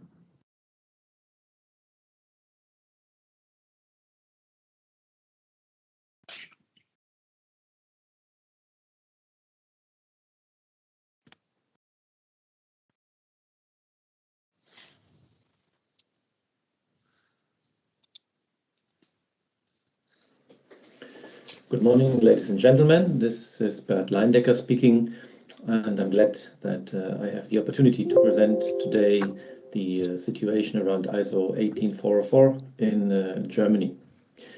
I'm a professor of operations management and business excellence at the University of Applied Sciences in Koblenz, and also part of the ISO and DIN team working on all those standards related to lean management and Six Sigma. For today's presentation, I have three topics. I would like to talk about the benefits of ISO 18404 from my perspective. I'd like to explain a bit the situation in Germany at the moment, and I would like to come to some conclusions and propose some next steps. First of all, the current situation and the benefits that I see for applying ISO 18404 is that there is not a really consistent definition of what a green belt is, what a black belt is, what a master black belt is, and what they are supposed to do. So it really depends on where you look at. It depends on the company you are working for. It depends on the consultant you are hiring. They all have different definitions of what a green, a black belt, and a master black belt really is. Some companies also define what they call white belts or yellow belts. So they invent new colors, and they're even less defined and even less consistent in terms of what the background of those people is. And also an issue from my perspective is that if you look at the internet in Germany, you find many offers also for instance, becoming a black belt in 4 days. So consultants are offering boot camps. You join the team on Friday, and Monday evening you are a black belt. So I think this is not really what we want. This is not really what we need to train a black belt. 4 days is definitely not enough, but this is what you can find if you search for quick and dirty black belt trainings. And of course, also the content of belt training varies a lot. You find all sorts of definitions what a belt is supposed to know and to do. Some people, for instance, include design of experiments for green belts. Others don't really include design of experiments for green belt training. And there is even offers that do not consist or don't have any statistics at all for green belt. So they only use like process mapping and that kind of tools for green belts. And if you look at lean management, things are even worse because lean management is not as precisely defined as Six Sigma is. And if you look at the names for the experts that you can find, then you find all sorts of wording here: lean experts, lean professionals, lean managers, lean administration master, lean production master, you name it. So the list is almost endless of what you can find there if you look at different education levels for lean experts. So I think a standard like 18404 can really help to get things sorted and defined. And I think we even could be more precise there and do even more to get things defined and to explain and to make clear to people that are looking for green or black belt training what kind of content they should be looking for. In terms of the situation in Germany, we are lucky because we have an organization called Six Sigma Club, and in our German Six Sigma Club we have developed a lot of standards for green and black belt education. You see here what you can find if you have a look at the internet on our pages there. All sorts of certification and education standards have been defined, and they extend what you find in ISO 18444 even a bit more, and they go more into detail. So that is quite a good standard that we have defined on top of 18444 in Germany. Then if you go one step further and look at what my conclusions and in particular my perspective of our next steps are, I think, of course, we have to continue to work on our ISO standards around lean management and Six Sigma, and this is not only 18404, this is also the 13053 family, and we really need to continue to work on that, align it and make it a package that fits together. And on top of that, I think the world is turning and new methods are being developed, and we need to integrate advanced technologies, and we need to integrate data analytics methods in our Six Sigma approach to be fit for the future, of what is going to come over the next couple of years. Again, we have here a result of an investigation that the Six Sigma Club did in Germany together with a couple of universities. We looked at what currently is included in our green black belt education and what in terms of the future situation that would really need in the future. So the orange yellowish line is in the spider diagram the goal, and the gray line is what we currently have. And you can see here this is project management, data mining, data management, development of statistical models, data analytics, and process statistics. So, and as you can see here, we think we need to have even more effort in the future to get people trained on that, to make them fit for the future. So there is an initiative in Germany to integrate the crisp data mining process. You may know that. This is what we can see here on the left-hand side. Data understanding, data preparation, modeling, evaluation, deployment, and business understanding. So this crisp data mining circle, to integrate that into the Six Sigma approach and to bring this together. So define is more or less business understanding. We need to start with the business understanding, and in measure we have data understanding and preparation. In analyze, this is more or less modeling. Improve is evaluation, and control is deployment. So it fits quite nicely together. And from that perspective, we can develop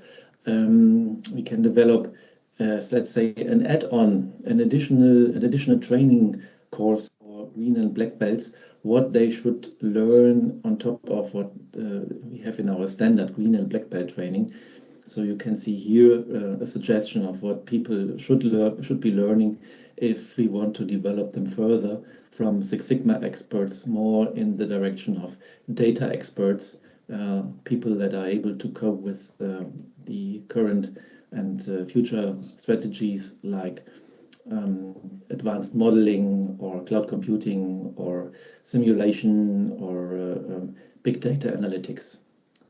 So this is, I think, the direction that we need to develop the whole thing into, and we need to make clear that there is a good fit of data analytics and modern data analytics method and what we train our green and black belts in the traditional DMake Lean Six Sigma green and black belt training. And that's my perspective from Germany. So if you have any questions, please don't hesitate to get in touch. You see my contact details here, and I'm happy to answer all the questions you have. Thank you very much for your attention, and I'm looking forward to hearing from you. Thanks a lot. Thanks a lot to Bert. Bert is an active member again of the ISO committee, and please don't hesitate to contact Bert if you need any more details, etc. So our next speaker is Dr. Stephen Ward. Stephen is one of the first certified RSS 18404 Lean expert, and also an active member of MS6, as well as a key leader in developing Lean for construction. Stephen, the floor is yours. Thanks, Radwan. Let me try and see if we can get this working here.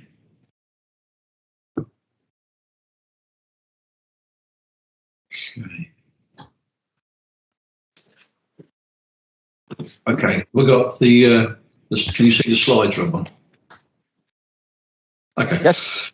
So thank you, everyone, for giving me this opportunity to speak about the standards. So a little bit about myself.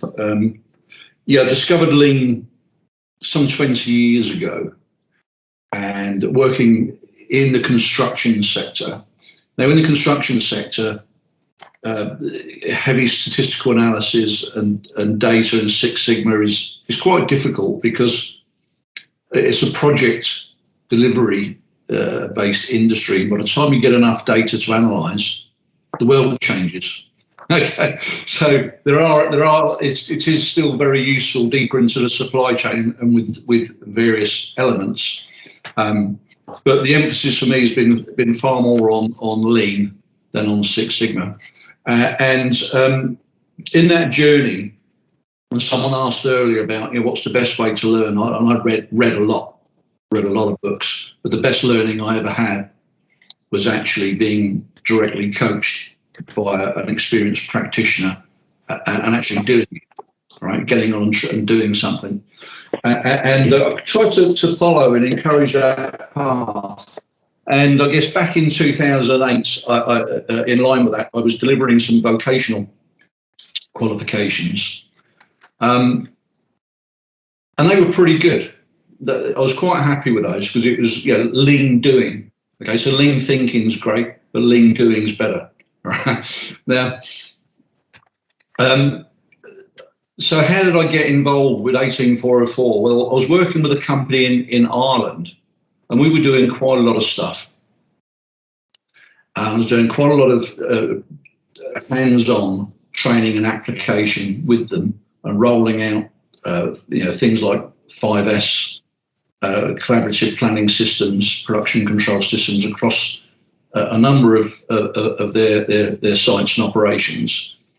And one day the ops director said to me, Steve, you really need to give us something for all this training we're doing, because I've just been on a workshop, and it was a half-day workshop with another trainer, and at the end of the workshop they gave everyone a yellow belt. Right? I said, really? Okay. I said, well, I can't do that. I won't do that because it won't mean anything. If you want that, that's not me. You have to apply it and show me what you've done before. Now, the problem I then had was the vocational qualifications that I was able to deliver in the UK at the time were pretty good, but I could only deliver those in the UK. I had nothing I could give this guy that meant anything in Ireland. So when the 18404 cropped up, and I first saw it when it was first published in late 15, early 16, it immediately sparked my interest as an opportunity for a global standard, something I could offer this company in Ireland that would mean something. Okay, and we've touched on this. Other presenters have touched on this. you can go and buy a black belt for $100 or maybe even less. Okay, the quality of training is and certification is it varies wildly. So this is a problem. The other problem is the organisational side of things. So if I'm a customer and I'm interested in developing my supply chain, I'm going tendering for suppliers, I can have a supplier that will write a response to a tender and claim all sorts of stuff in terms of best practice and continuous improvement of lean. But very often in the construction sector anyway, it's just a lot of words. It doesn't mean anything. So I also saw an opportunity to use this ISO as a kind of a lever for change on a much bigger scale, apart from the individual certification side. So that was my motivation. What did I do with it at that point? Well, first thing, I talked to Tony. I'd worked with Tony Bendel on an earlier project for something else. I knew him. And I said, Tony, help me with this. What should I do? He said, well, Steve, the best thing you can do is go and do it yourself. I said, really? How many more certifications and qualifications do I need? Right? Because by this time I'd acquired a PhD in the subject of lean construction, and I had all sorts of vocational qualifications in the UK. But hey, the best way of learning something for sure is to do it. So I said, okay. So I did the lean expert thing myself, and actually it was a very useful exercise because I now understood the thing, right? So understanding it, I was much more able to help others. So back to this Irish company, we tried to implement the ISO, and it didn't work very well because, to be quite frank, they just the business management systems just weren't good enough. And it would have been, I think, too big a hill for them to climb. But we learned a lot. Following on from that, I actually project managed the first certification in the UK. And that's with quite a small company. And that was a project that was helped and funded by the Construction Industry Training Board. And again, we learned a huge amount that certification. So that included training and coaching practitioners and leaders, looking at the strategy for the business to see how it aligned with lean, looking at the deployment system, eventually getting the British Standards Institute in to check everything was sound and achieve the certification. Since then, in my own training, I've fully adopted the RSS scheme. So I had my materials approved and checked by the RSS, so I can actually have a bit more flexibility of how to deliver and assess people directly. I got involved with the MS6 committee, which is the committee that sits within BSI overseeing the standard. And then the next speaker, Stuart, I think hopefully is going to tell you a bit more about this, but I then helped a big company. So you'll hear from Stuart in a moment, but Stuart represents the largest construction company in the UK. And I helped them get their certification to the standard, which was a massive achievement. Very, very pleased with that. And in the future, we're hoping to build on that. And start driving the lean best practice into the supply chain using 18404 as a model. Okay, so that's kind of what I've done with it. Now then, why is it important? Well, I actually published a paper in 2019, and you can find it. If you click on that QR code, it will take you to a link if you're interested. And I was a bit sort of tired of ad hoc deployment of lean. versus a transformational approach. So I specifically researched, what's the difference? What are the magic ingredients that lead to a transformational approach? And I was looking at specifically construction academic literature, and I found 4 key areas that I've listed here.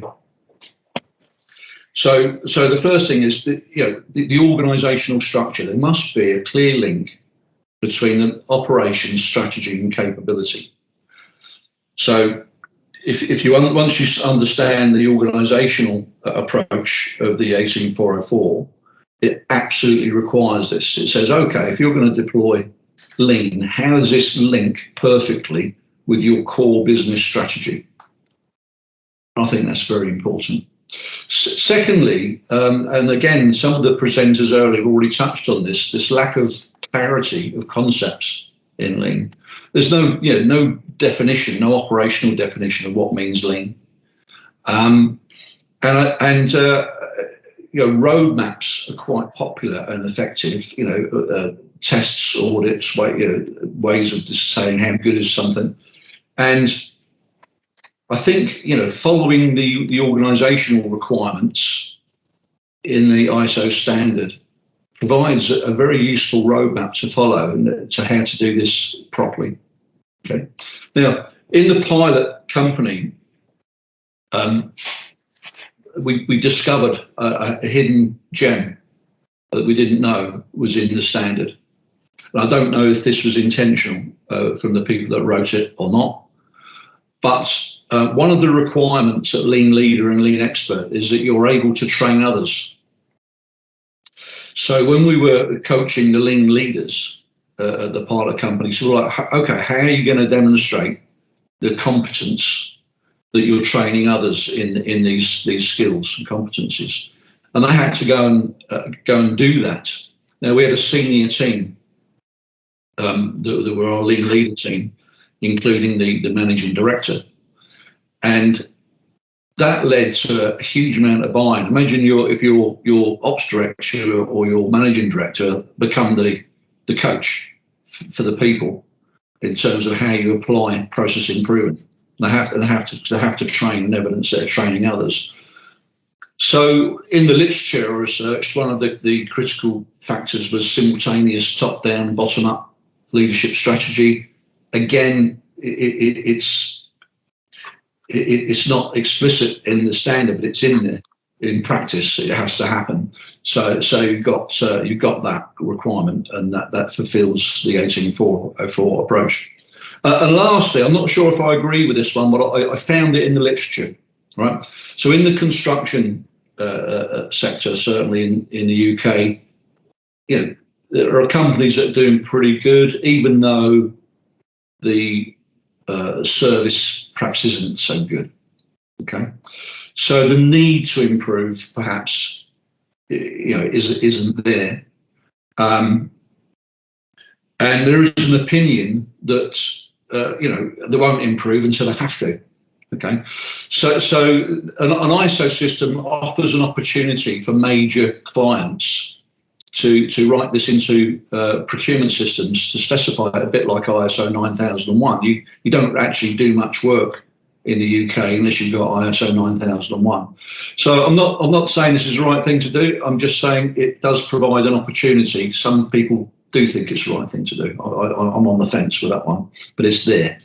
Okay. Hopefully you can see, these things are fairly significant things. Okay. In summary, and my next slide is not working for some reason. Why is it not working? Oh, here we go. So to summarise that, I think that ISO 404 provides a roadmap. It absolutely demands organisational structure. It encourages good leadership, and it offers a lever for sector-wide change. And that's why I think it's important. And that's me. Thanks, Radwan. Thanks a lot, Steve. Thanks for sharing with us your experience. And our next speaker is Stuart Anwell. Hi, Luz. Hi, Steve. Everybody. Hi, Stu. Let's just see if I can share my screen now.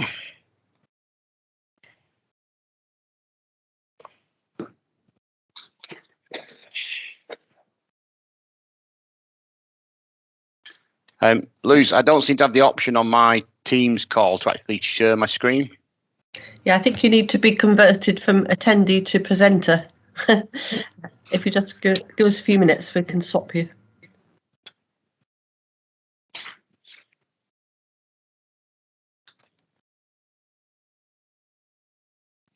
Yes, that's done. Good. Thank you.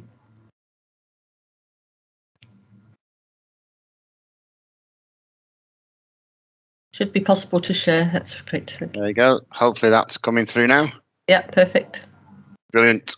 So first of all, thank you very much for allowing me to be part of today's World Quality Day and presentation on the ISO 8404 standard.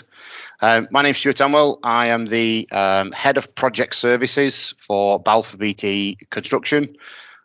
Within my role, I look after performance, quality and business improvement, in which the 18404 and Lean sit. So today I'm going to talk to you about why Balfour Beatty wanted to achieve the 18404 standard and what we've done with it since we've achieved it. So my first slide, quite simple one really. A great quote there from Taiichi Ohno: "Without standards, there can be no improvement." I've been involved in lean and continuous improvement for many years. I've given and attended many training programs across various different industries, all of which claim to be the best in the business. Don't get me wrong, they were all very good programs, but they were all very different in the way they were delivered. They were different in the content that was being delivered.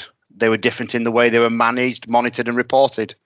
And it wasn't until I sort of found out about the 18404 completely by accident, and I met up with Steve, who you've just heard from at the IGLC conference in Dublin a couple of years ago, that I really started to understand the need for a standard when it came to talking about Lean and Six Sigma.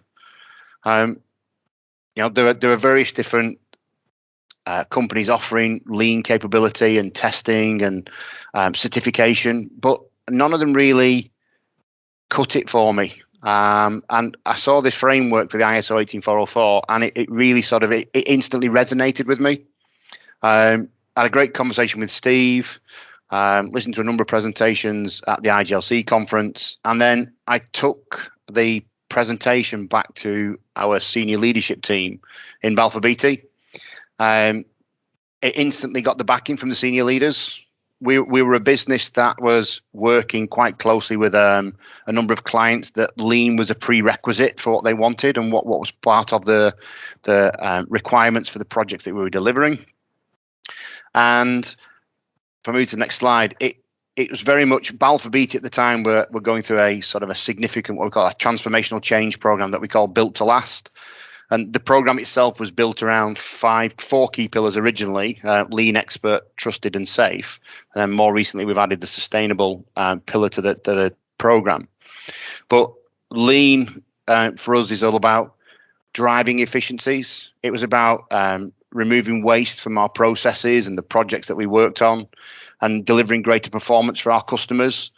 And the ISO framework and the standard was seen as a great fit that could help us deliver our own transformational change program. In particular, we liked the fact that we were going through a process of simplifying our business to sort of improve that capability. We had a lean training program within Balfour Beatty. The training program that we had, we thought was a very good training program, but the framework then gave us the opportunity to improve that program. It pointed to us gaps in our program and sort of things that we could further enhance to improve the capability and culture across the business. We started to see strengthening of the leadership and the direction that the leadership wanted to go. which was great. We had people across our business supporting individuals on projects, reverse mentoring and things like that, all of which was wrapped around the 18404 framework. And the little drawing on the right there is about within our highways business, we've set up a thing called the production hub in which that I sit. And we've looked at it from a three-pronged approach. So Balfour Beatty, bottom right-hand corner, to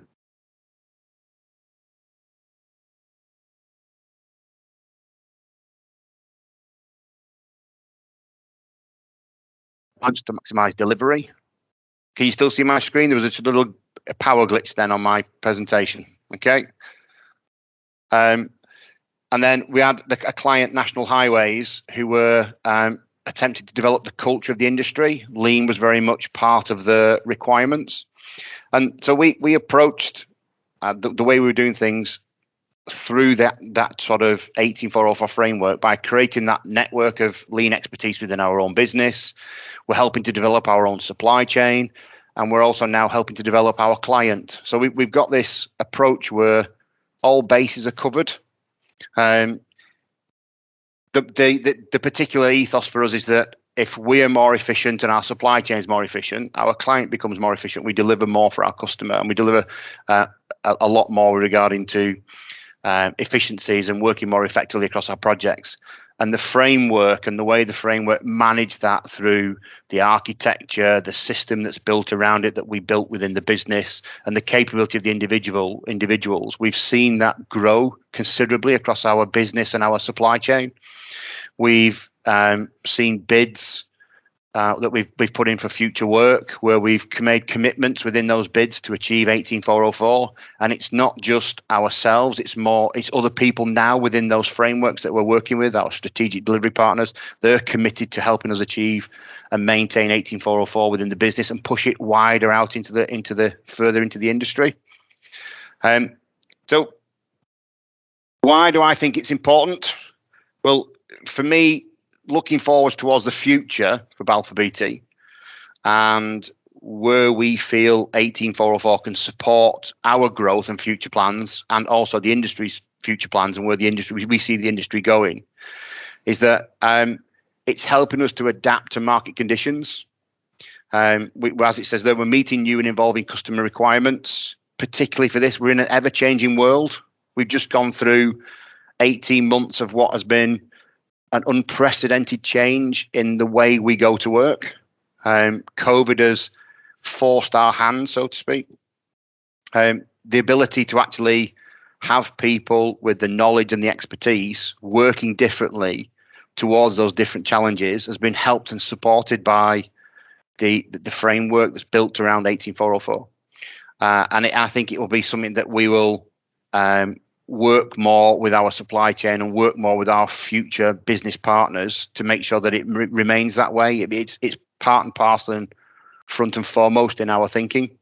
It's becoming very similar to, I think Steve mentioned 9001. It's built around a 9001 system. 9001 is now almost a prerequisite for most businesses.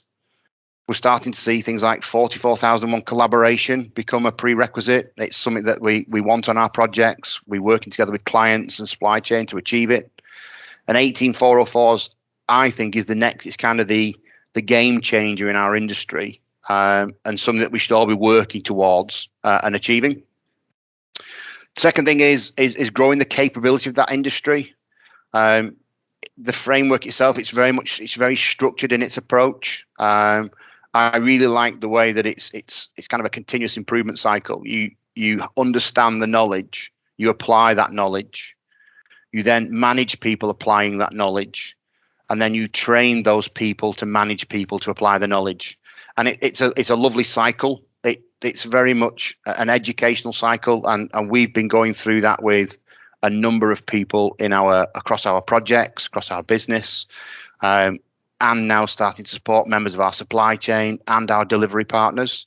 And I think that that excellent structured approach to learning and its application of that learning is key moving forwards. It'll help to kind of stop which is kind of the next bit, really, the sort of the training courses that are being offered elsewhere in the industry that are self-certified. It's typically done in a manner that's applicable to that business and not necessarily applicable to the area in which they work. And I think that's what my third point there is, that it gives a clear line in the sand. It removes that fog surrounding levels of experience. It's very much built around a benchmark criteria.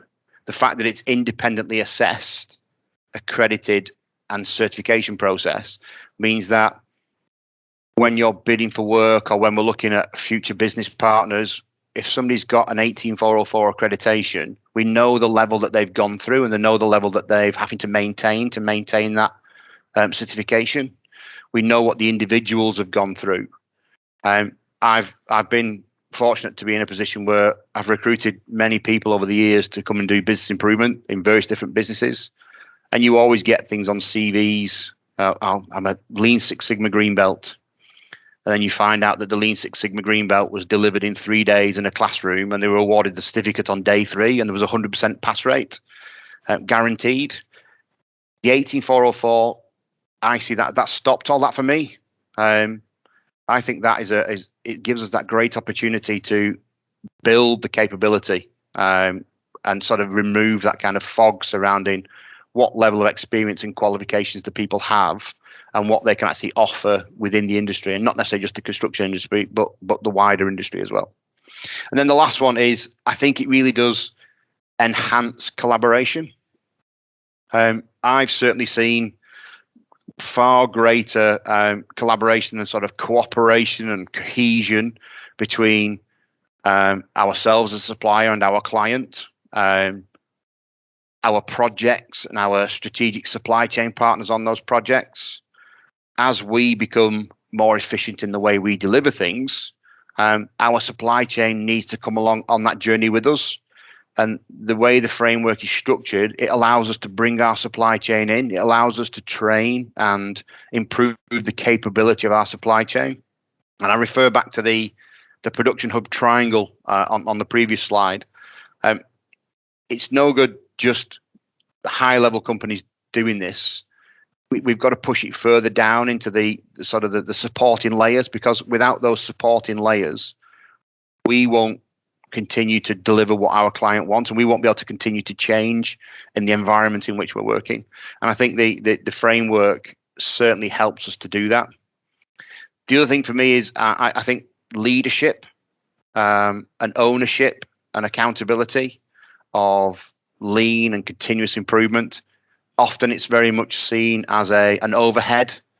It's typically not project costed.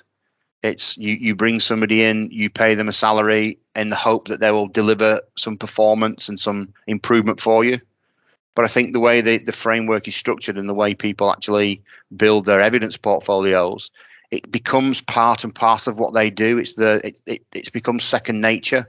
They start to deliver on those projects. We start to see people getting themselves out of their own comfort zones and starting to challenge the way we work. We have a fantastic system in Balfour Beatty called My Contribution. And my contribution is every employee within Balfour Beatty has the opportunity to raise an improvement idea.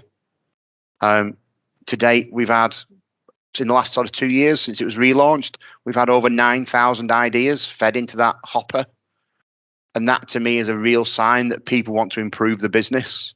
And we're managing those items within that hopper through the people that are going through the 18404 accreditation.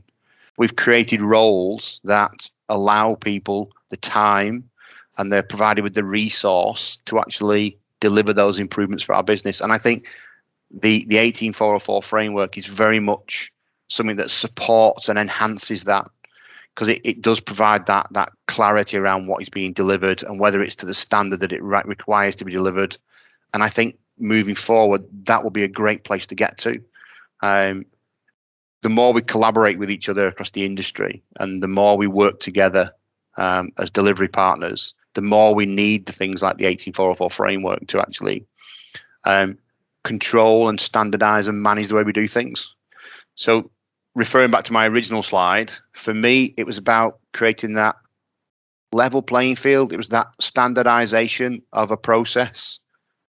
And until we've had this, we've all gone about improvement in a sort of an ad hoc way, but now I think we've got this clear set of guidance that can really help to push improvement into an industry, and not only into individual businesses working with that industry, but into the industry as a whole, and not just the, like I say, not just the construction industry.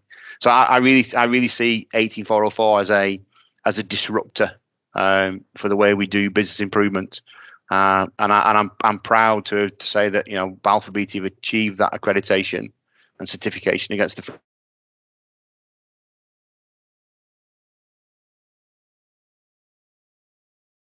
Thanks, Stuart.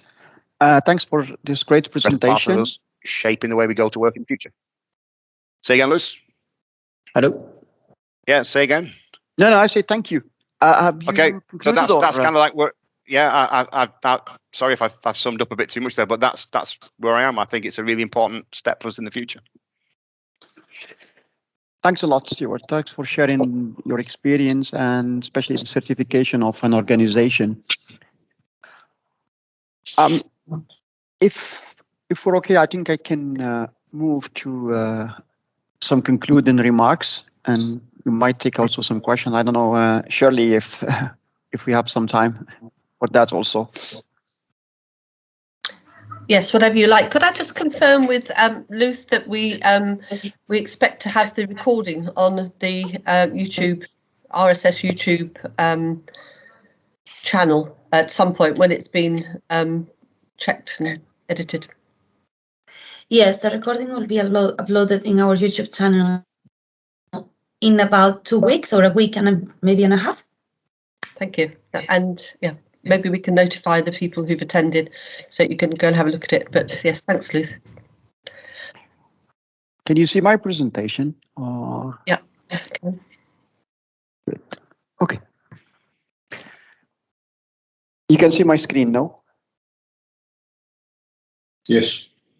Okay, so just wait, let me... You can see your screen, yeah. So present to view. Yeah, just see. So I'm going to just to present myself. So this is Radwan Udwiri, and I'm a consultant in Six Sigma and design for Six Sigma. I came from a different angle to many others, and I came actually back in early 90s within Motorola as how to adapt Six Sigma actually to IT and software engineering. And this is how I started my journey. But currently I'm involved in many ISO committees, including I'm the convener of the Six Sigma committee working group, as well as the big data analytics and other groups like artificial intelligence. And I'll be talking a little bit about how are we aligning these different initiatives, but also trying to give some kind of summary and concluding remarks. So if I have to give, I mean, we've seen a lot of great presentation, which are mainly how people share their real experience for 18404 and Six Sigma. But if I have to say it in one word, for me, what 18404 is bringing is to see Six Sigma and Lean more as a set of tools and techniques, or training on tools and technique, but it is an overall management system. And this is a management system that will lead to a certification, and it is one of the first in its kind that is actually dealing with certification for individual and for organization at the same time. Because most of the standard that we have is either they focus on individual or they focus on organization. 18404 from its inception has been designed actually on the schema of ISO 9001, and it's very compatible, and actually you can build up on this structure. But also there was another aspect that is, for me, is very important. It's a paradigm shift from a pure body of knowledge where certification is done on what you know, on the tools, on an exam to a competency based. And if I have to summarize this, is I will use this quote, which is often attributed to Confucius, which I hear and I forget, or I see and I learn, and I do and I understand. Or sometimes there was another translation, which is not hearing is not as good as hearing, or hearing is not as good as seeing, but seeing is not as good as knowing, and knowing is not as good as acting. True learning continue until it's put into action. And I think this is probably one of the key spirits of 18404. And often when people ask me, what does 18404 bring on, and we've seen a lot of discussion, a lot of stuff about what the quality of the training, people who can have a green belt certification or black belt certification in a few days or even hours now online, is I say, hey, how would you feel if you go and see a doctor or surgeon for yourself or for a member of family? That person, she or he has a lot of certificates on the wall, but then he will tell you or she will tell you, well, I have not practiced for the last 10 years or so. How would you feel about that? Would you really feel confident in going? And yeah, and that's actually the way how we should look into Six Sigma and Lean. It is more about, it is not only about the training or the certification, it is about the practice. And therefore that opens to many ways of learning, etc. We have spoken about the international organization involved in the development of 18404, and Professor Tony Bandel already gave an overview, but I would like just again to remind that this is a huge effort.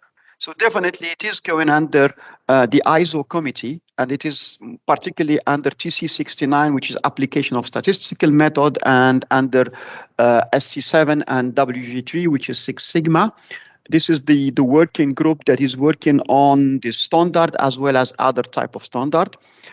BSI is the mirroring body for TC69 and is leading the development of ISO 18404 under MS6. And the Royal Statistical Society is the developer of the schema. And I will explain actually why we need schema and what is a schema for 18404, because one can believe, well, actually we have standard and that standard is already defined what should be, but why do we need schema and what is a schema? So schema actually, if I have to summarize it, is definitely a mechanism for even removing more ambiguity. The schema will define the role of the Royal Statistical Society, including the maintenance of a register of key personnel, and that's unrecognized certification body and assessors. So that's definitely one of the key aspects that the schema will define. Similarly, it will define the acceptable mechanism of assessment, certification of individual, as well as organization and training. It defines also the content and requirements of the assessment by a certification body. When there was a certification body, it will tell you, okay, well, actually, this is the requirement that this certification body has to fulfill in order to conduct any certification, as well as what is the cycle, what is the process, and what is the certification validity. You've seen that actually some of the speakers talk about this certification that need to be renewed every 2 years, especially for black belt and master black belt, and the certification body approval in terms of requirements, the assessor, as well as there was an oversight which look actually to how are we conducting the certification, etc. Approval of courses and centers, as well as it provide also some guiding mechanism, such as self-assessment tools, a number of recommended keepers to personnel or employees. How many employees do we need in order, for example, especially for master black belt, or expert. And last but not least, it is a governance of the sector scheme. How do we govern and how do we ensure consistency, validity, and ethics of this scheme? So that's what the sector scheme define. And as I mentioned, the owner of that scheme is the Royal Statistical Society. So you can see this as a companion document and to the ISO 18404. that gives more guidance and more guide rail on how to certify in accordance to 18404. Now, where are we in, and what are the next steps? So in terms of standard development, there was a new version of ISO 18404. 18404, as you probably know, has been published in 2015, and the new version now has been voted by ISO committee, and it's under development. And the project management is Simon White, who's a member of MS6, and again, it will be led by MS6 and by the UK. And survey has been sent to members, again to countries, for collecting requirements for improvement. So again, 18404 is following its own philosophy, which is continuous improvement, and we will be collecting requirements and we will be including some of these requirements. The other aspect is there was also an alignment between 18404 and 13053, as well as part 1 and part 2. ISO 13053 and 13053 are standard. However, they are not certifying standard, and they are talking mainly about tools, techniques as well. And what we are doing is part 1 will be more focusing on the principles, whereas 13053 part 2 will be focusing more on the tools and techniques, and will go beyond just Lean and Six Sigma. We will introduce other frameworks, as well as how to combine Lean, Six Sigma. I think one of the comments or questions come about Lean Six Sigma, and some of it will be addressed within a part 2. There is also a new project for the FSS, as well as a new project initiated on exploratory data analysis, as well as we're looking for synergies with all the work that is going within TC69 WG12, which is big data analytics, and that's mainly in terms of how do we include other modeling aspects like machine learning principle. Actually, just one of the key document that is currently in preparation is the vocabulary. And the vocabulary is in terms of when it comes to big data analytics, machine learning, software engineering, as well as statistics. And that's by itself a huge work that is currently undergoing. When it comes to certification, I mentioned the scheme, and actually the certification covered 3 main aspects. The certification of individual for Lean and Six Sigma, and I should underline actually the "and", because the certification give actually 2 certificates. Though there was the 18404 talk about Six Sigma and Lean, or Lean and Six Sigma. So actually this consists of 2. You can have it only for Lean, or you can have it only for Six Sigma. And what is under the scheme, which is an external certification and managed by the Royal Statistical Society, is for black belts as well as master black belt, and for the Lean practitioner and the Lean expert. Certification of organization, and we saw an example of that, as well as certification of Six Sigma and Lean courses. And for more details and on how to perform the certification, please contact Stuart McKendrick at the Royal Society. You have his detail and email here. And that is for me. I don't have any question, or if we have any time actually for Dylan. I've just put Stuart's email address in the chat because that's the main contact there.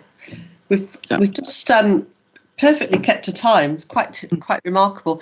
Thanks very much for the last 4 speakers as well as the first 4. I think it's been absolutely exceptional combination of information and a brilliant summing up by Radwan there. I don't know whether anyone has any other questions. There was a question about the relationship between Lean and Six Sigma, but I think that's been addressed now, so I don't think we need to labour that. I think it's interesting that the speakers have answered the questions that came up in the chat as part of their talks, which is excellent. I think it'll be really good to see the recording because there's been a lot of content here in the 3 hours. So I don't know if anyone would like to raise any questions, but otherwise I think hand back to Radovan to close, I think. Okay. Well, I think thanks for all speakers, thanks for all participation of everybody, and again, hope to see you again in another version. Brilliant. Thank you very much to all the speakers. Thanks. Thank you. Bye. And for the Australians staying up till 11:15. Yeah. And Japanese, I think, even Kazuo is also. Yeah, it's late. It's time to sign off now. Thank you. Thanks, everybody. Thank you. Bye-bye. Bye-bye. Thanks, Stuart. Thank you very much.